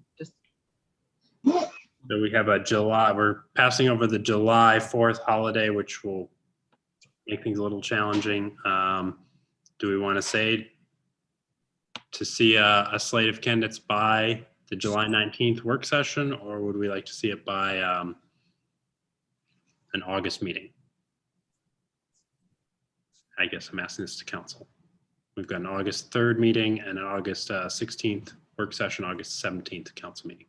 Let's try to do July, and if for some reason we can't, then just let us know. We'll move it out. Okay. Morgan, could you and John send us an update on what we did tonight? Yes, I've got it all typed up. I'll email it out to you guys this evening. And then what we got to do going forward, so we know who's on first and who's on second here. Will do. Yeah. Very good. All right. So we will aim to receive a slate of candidates to fill those remaining vacancies for council discussion at the July 20th council meeting. Very good. Any further questions on the boards and commissions? Otherwise, we'll turn things over to a city manager report regarding city operations, COVID advisory committee, and ongoing recommendations. At this time, we'll recognize City Manager Hardin Watkins. Thanks, Mayor. I'll try to keep things moving along. Some conversation with Mr. Owen a week or so ago. He asked that we share a little bit about our city operations and where we stand as of today in reaction to obviously coming out of the backside of all the limitations and restrictions with the pandemic. So very good. I have very good news to share with City Council. Almost every component of the City of Burlington's operation is open and running normally. I believe we've been the leader in our region on reopening safely and quickly as we could without negatively impacting safety of our staff or safety of our patrons. So I'm really proud of our team. Tommy Simmons is our safety director and leads our COVID advisory committee. You'll hear me reference them a few times in these remarks, but that group has done an amazing job with Tommy's leadership and with the help of Jamie Joyner, our HR director, guiding Tommy to figure out how to keep plowing forward. And again, we've got a really active and engaged committee that has managed that for many months for us. The COVID advisory committee, like I said, has been advising me, and it comes out of the state of emergency that was declared back in May of 2020 here in Burlington, and set up some provisions that we could, not provide our services in a normal manner. And so I've used that group to give me advice on how we bring those back. So all our various operational groups and divisions bring back our services to meet the needs of our community. We've been steadily reopening. We've been steadily allowing divisions to restart and reopen for the past few months. And I'm going to say I'm very, very proud of our division leaders and our department leaders and our assistant division leaders for being so interested in getting things back to where they were. It would be easy to sit back and be nervous, but our folks have, I think, appropriately pushed forward to get things restarted, and that's across the entire city. I'm really, really proud of them and for having the courage to move forward and push our committee sometimes even. Most of the services that the city provides kept operating through the pandemic. You all know this. We can't close. The city's open 24 hours a day, 7 days a week, 365 days a year. As someone reminded me at one of our wastewater treatment plants, it opened in 1960 something. And then after the day it opened, it has never closed, right? There's not many places that can say that. Once you turn it on, it's on. And so, kudos to our police, our fire, all our water resources departments, sewer group, trash pickup, building inspection, street repairs, maintenance, code enforcement, link transit. I mean, none of those closed. So we kept things running, and we're always open. As you know, we're so proud of our staff for stepping forward and finding ways to continue providing service. I will say, just in terms of give you a for instance on continuing to move back, last week was the COVID advisory committee recommended that we allow indoor and outdoor rentals in recreation and parks. And that was one of the last remaining high visibility areas that we had that was still restricted. So that restriction has been removed, and they're moving forward with rentals now. And you all know this. I think this was one of the things Mr. Owen was interested in hearing about. There are a lot of great things to do in our community. Many of these are organized by the Recreation and Parks Department, but for folks that want to get out and get back to doing things that they were doing in 2019, 2018, et cetera, I'm going to go a quick list of what you can do. North Park Pool opened up May 17th, which was 2 weeks earlier than we usually open. And that's been a great asset for the community. There's actually a summer splash sort of community reopening, grand opening, if you will, this Saturday at North Park Pool. The Burlington Sock Puppets, as you know, started their season on June 5th. 100% capacity. They'll sell anybody who comes up a ticket. So we're 100% capacity in the stadium. So I'll do that plug that folks should go buy tickets, and the Sock Puppets will love to have you inside. The Splash Pad, the Maynard Aquatic Center have been open. The Park and Play mobile rec van has a robust schedule, moving around, scattered themselves all over the community, moving all over our various neighborhoods. Softball leagues and other athletics are fully operational. There's lots of outlets to get outside. As you all know, we never closed the trails. We never closed our lakes and marinas. We didn't close any of our passive park elements. Again, great options to get outside and do things now and during the pandemic. Construction progress has continued at City Park. As you all know, we're working on the Carousel House.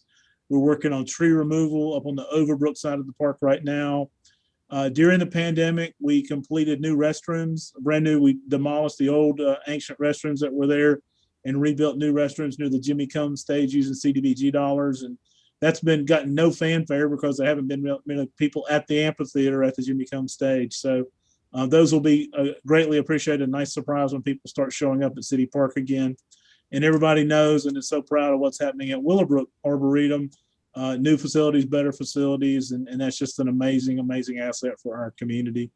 We will have July 3rd fireworks this year. They won't be at City Park because of all the construction. We'll be doing that at Burlington Athletic Stadium. Concert series is rolling like we did 19 and 18. There'll be a handful of concerts scattered around the community, July through September.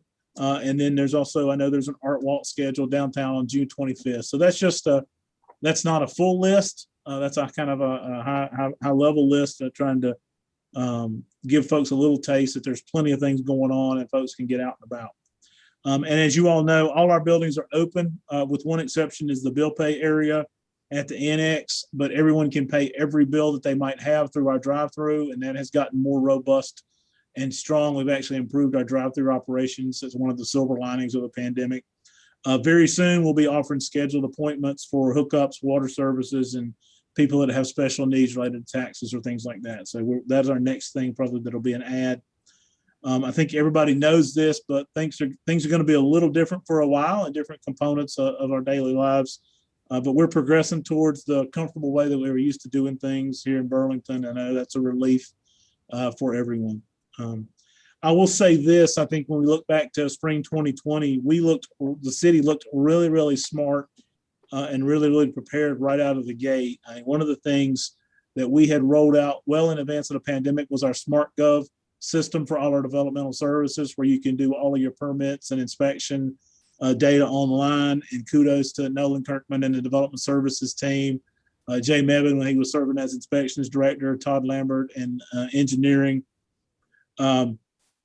Did a great job getting that up and running. And we also added MD Live, which is 24/7 medical needs for our staff. You can call into a phone, and that implemented right at the beginning of the pandemic. And as you all know, it took about a year to get that up and running. So the timing was really good. It made us look really smart. And then also, the other things, as you all know, the paved walking trails in Willowbrook could not have opened at a better time. They opened last spring. Our greenway, from Elon to the downtown opened right at the beginning, right before the pandemic. So again, it made us look really, really smart as all these things were coming online as people needed alternative things to do or alternative ways to get their services. And so kudos. We got an amazing team that did a lot of legwork, obviously not anticipating a pandemic, but just improvements to services that proved even more valuable than we thought when we started them. And I think I'll wrap up by saying this is a great opportunity to share our good news and thank our dedicated staff for the good work and the community members for their patience, their willingness to adapt with us through the pandemic. Folks, very, very few incidents of folks getting upset with us, but obviously things were different and it was a little harder to do business from time to time, but folks were very, very patient with us. I would like to point out that we got calls from either 6 or 7 cities, some in the Piedmont, some in the Triangle, some about our size, some larger than us, that ask us, how did you all operate so seamlessly and how did y'all get open so quickly and so safely? And Tommy Simmons and the team were so proud to take those calls and to be able to share our nuggets of wisdom with folks. We set the bar and we're really, really proud of our team for being able to do that. And then I'll conclude by saying we will keep working to progress with the remaining areas and continue to be responsive to community needs. And Mr. Owen, appreciate you bringing up the question and thanks for letting me share this evening. Harden, one thing that I would like to ask, and I think in our conversation, you indicated that there's been substantial work done in the council chambers. And certainly I'll bring this up. Would like to get input from the other council members on their thoughts about returning to in-person meetings. I'm ready. I'm ready when you are. And maybe Harden, you or Morgan or whoever can explain what y'all have done, which should make this much more effective and safer for everybody. Is that a fair statement? Yes, sir. Morgan, you want to take it from here? We've got a couple of options for your consideration. Sure, yeah. So we've contracted with a company out of Durham who's actually doing the AV and the new carousel house. So we've made a good partnership with a new vendor who's come in and look at our system with us. And we have kind of some phased approaches, but most recently we had them in here a week ago. And they went ahead in anticipation of if we came back, we didn't know if we were coming back with masks. So we went ahead and installed the ADA hearing devices in the council chambers. So we'll have earpieces available. So if patrons do want to come back and they want to come back with mask, that's always an option for them. And then we have pivoted our platform because like everyone else, we've figured out that there are some other technological ways to do live streams of meetings. So we're going to be continuing with YouTube Live. So that just required us to do a little bit of system upgrade. We found some components when you haven't turned something on in a year and a half that needed to be worked on. And so we've gotten that done. So the system within our council chambers is ready to go. We have proposed that we can go back in different ways and we can discuss that as staff and council, how we want to do that. You know, we always have had the overflow downstairs. So live streaming downstairs, if, you know, we want to set capacity limits or, you know, have maybe our patrons downstairs and our staff upstairs. With the live stream, we have a lot of options. We have a lot of conference rooms in the building. So we'll have the ability to spread folks out if we choose to do that. I've also been in conversation just preliminarily with ABSS with the room that they have as well, and discussing with them how they're utilizing it, their capacity.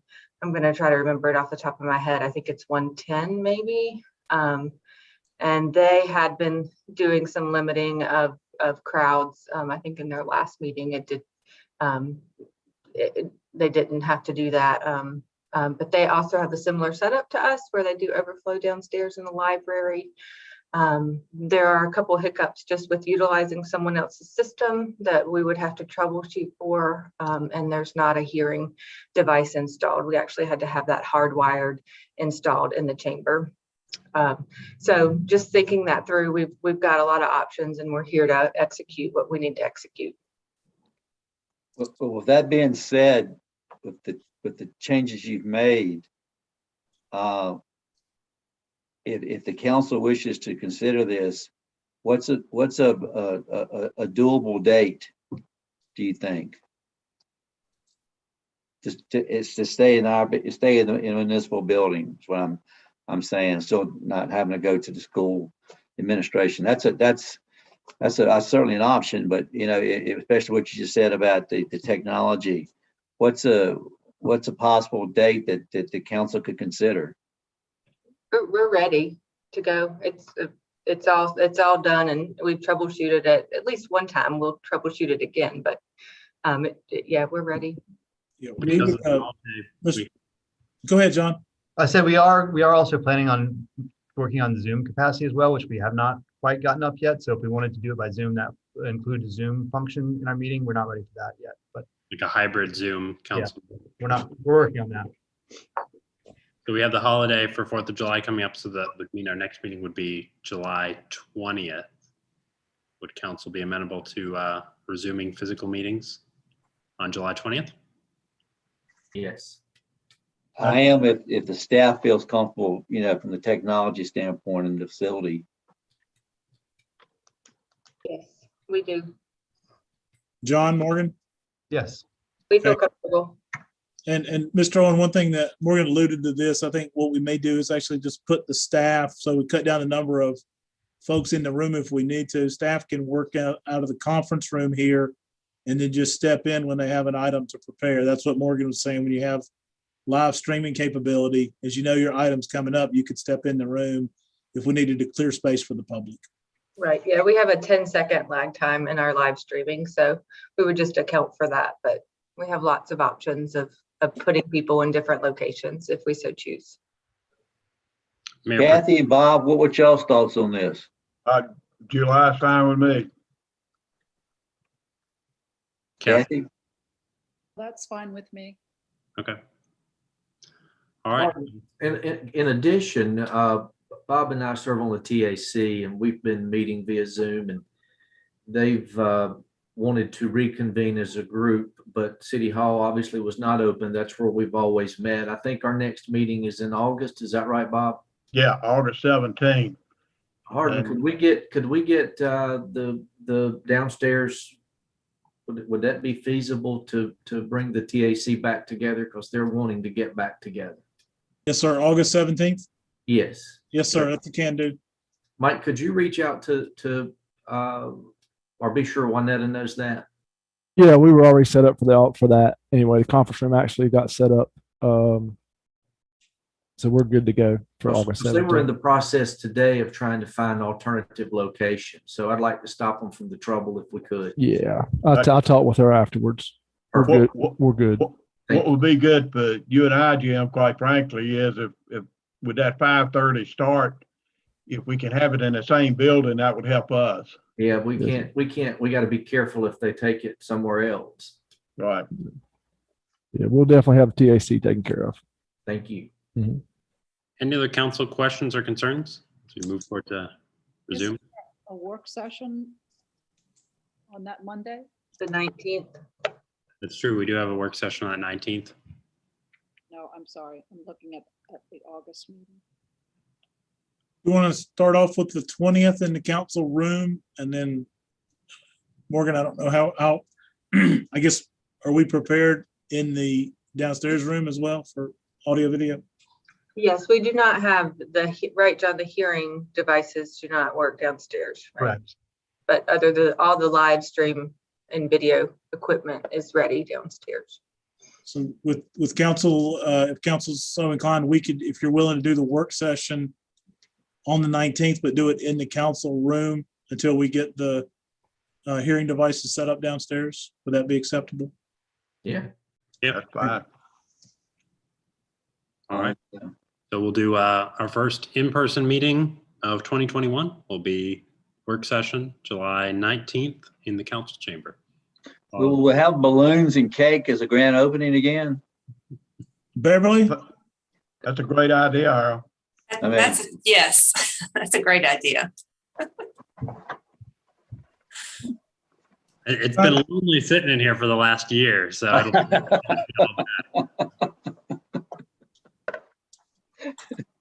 Getting ready to crash your party. If you get a little tight on the budget, you can skip the balloons, okay? Bob, we'll skip the balloons, but get Smitty's ice cream. There you go. Oh, yeah, absolutely. We're in on that now. Any other questions regarding COVID resumption of activities? Oh, go ahead, Manager. I have one additional item when we're done with that one. Is the fireworks at the stadium going to be after a baseball game, or is this going to be just the annual fireworks? It will just be the annual fireworks. I don't know that they've announced it yet, but the team owner is working on a special game in conjunction with USA Baseball. That would be a daytime game on July 3rd. And then our fireworks would be that evening. It'd be two separate events, but it would be a full day of celebrating Independence Day at Burlington Athletic Stadium. I get that right, Morgan? I think so. Tony may be on the call. There may have been some last minute things that happened this afternoon with some of that planning. Yes, I'm sorry to report. We had one company that we were working with on the fireworks for July 3rd at the stadium. Unfortunately, after we worked their contract out and their insurance and sent it back to them, they notified us this afternoon they don't have the staff to do our show.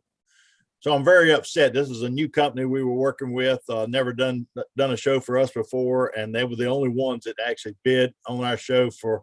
We got a late start on July the 3rd fireworks because we didn't know we were going to have it until the governor made some changes to his executive order. So sort of threw us behind, but Emily and Caitlin worked real hard on it. We got this company lined up, and then they get our contract and everything, and they said that we don't have the staff. So we're very disappointed in that. What we're working on now is the sock puppets have a July 2nd game and already have fireworks scheduled with another fireworks company. And we're going to be looking at maybe adding on to that fireworks show.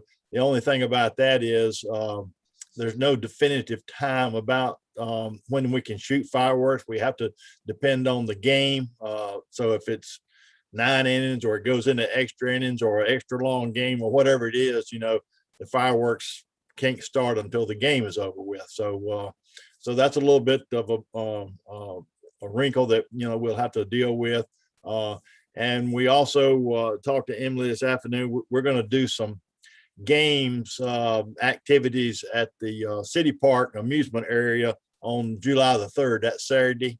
And not like a normal July 3rd celebration, but at least something to give people an opportunity to come to the amusement park and do things besides rides and have some fun. And it's been a struggle with the fireworks, but we were hoping to do something, but we're hoping that we can talk to East Coast Fireworks Company as a company that we normally work with that are doing the fireworks for the sock puppets this year, and hopefully they can enlarge their show on July the 2nd.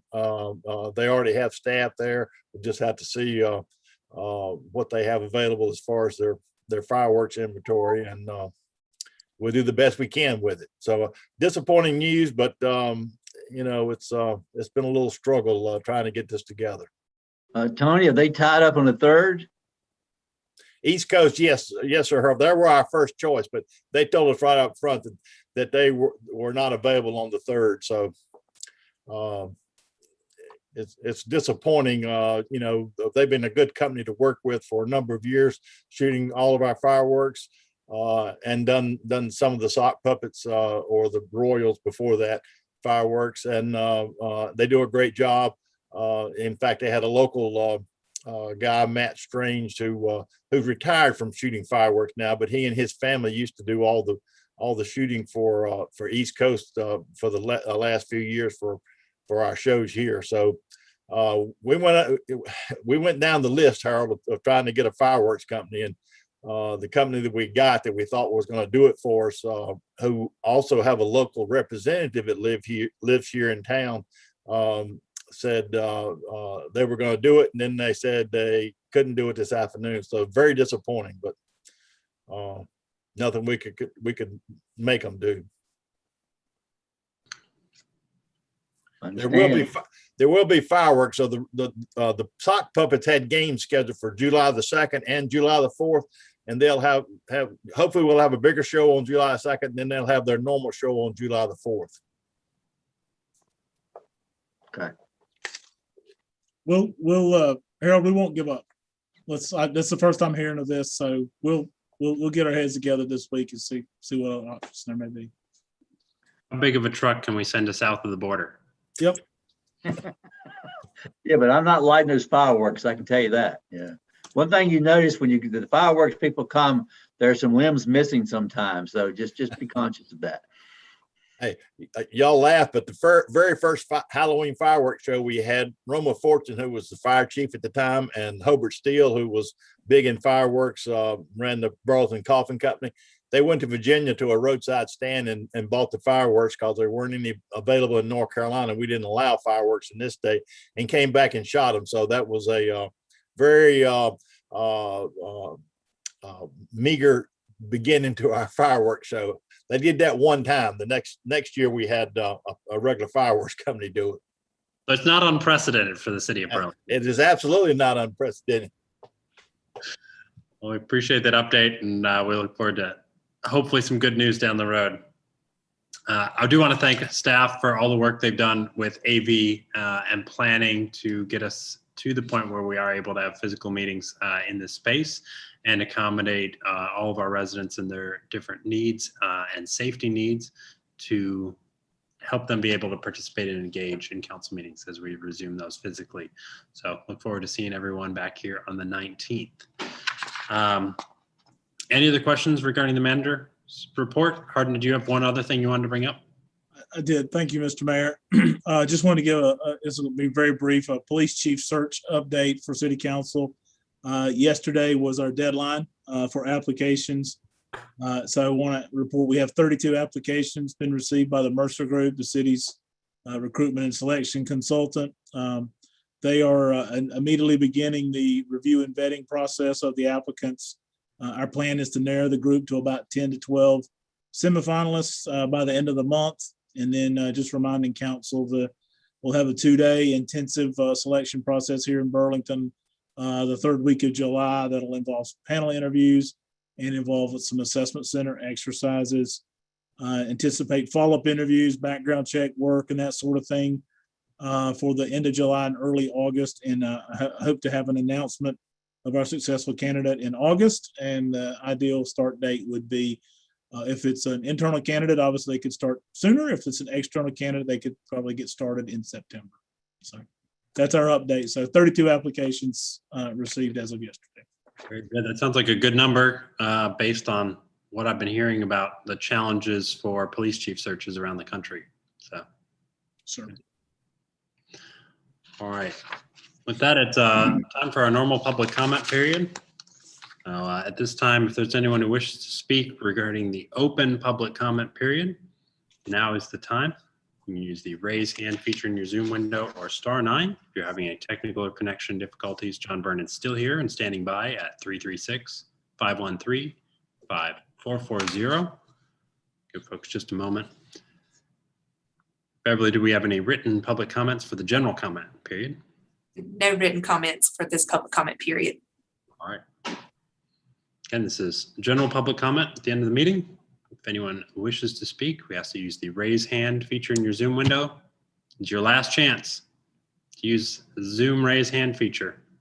We'll be back in person next time. All right. Looks like we have no requests. So with that, we'll move to city council comments. Council, any comments or questions before we close our meeting this evening? I had one item, and this is just kind of a check back. I know before the pandemic, we had received a number of HR recommendations during a work session, including a nepotism policy and some other items. I don't recall seeing all those come back to council, but obviously we did have a pandemic occur in the meantime. If we could get a status update on any of those that are still pending at our next work session, that'd be pertinent. Okay. Will do. Yep. Very good. Council, any other council comments or questions? I do want to announce staff has been working really hard to bring back downtown events. Downtown's Art Walk will continue this month, and 4th Friday will be back in July. So for all the residents out there looking forward to 4th Friday festivities in downtown, that will resume with food trucks and other activities in July. So it's good to see things coming back to life in our community.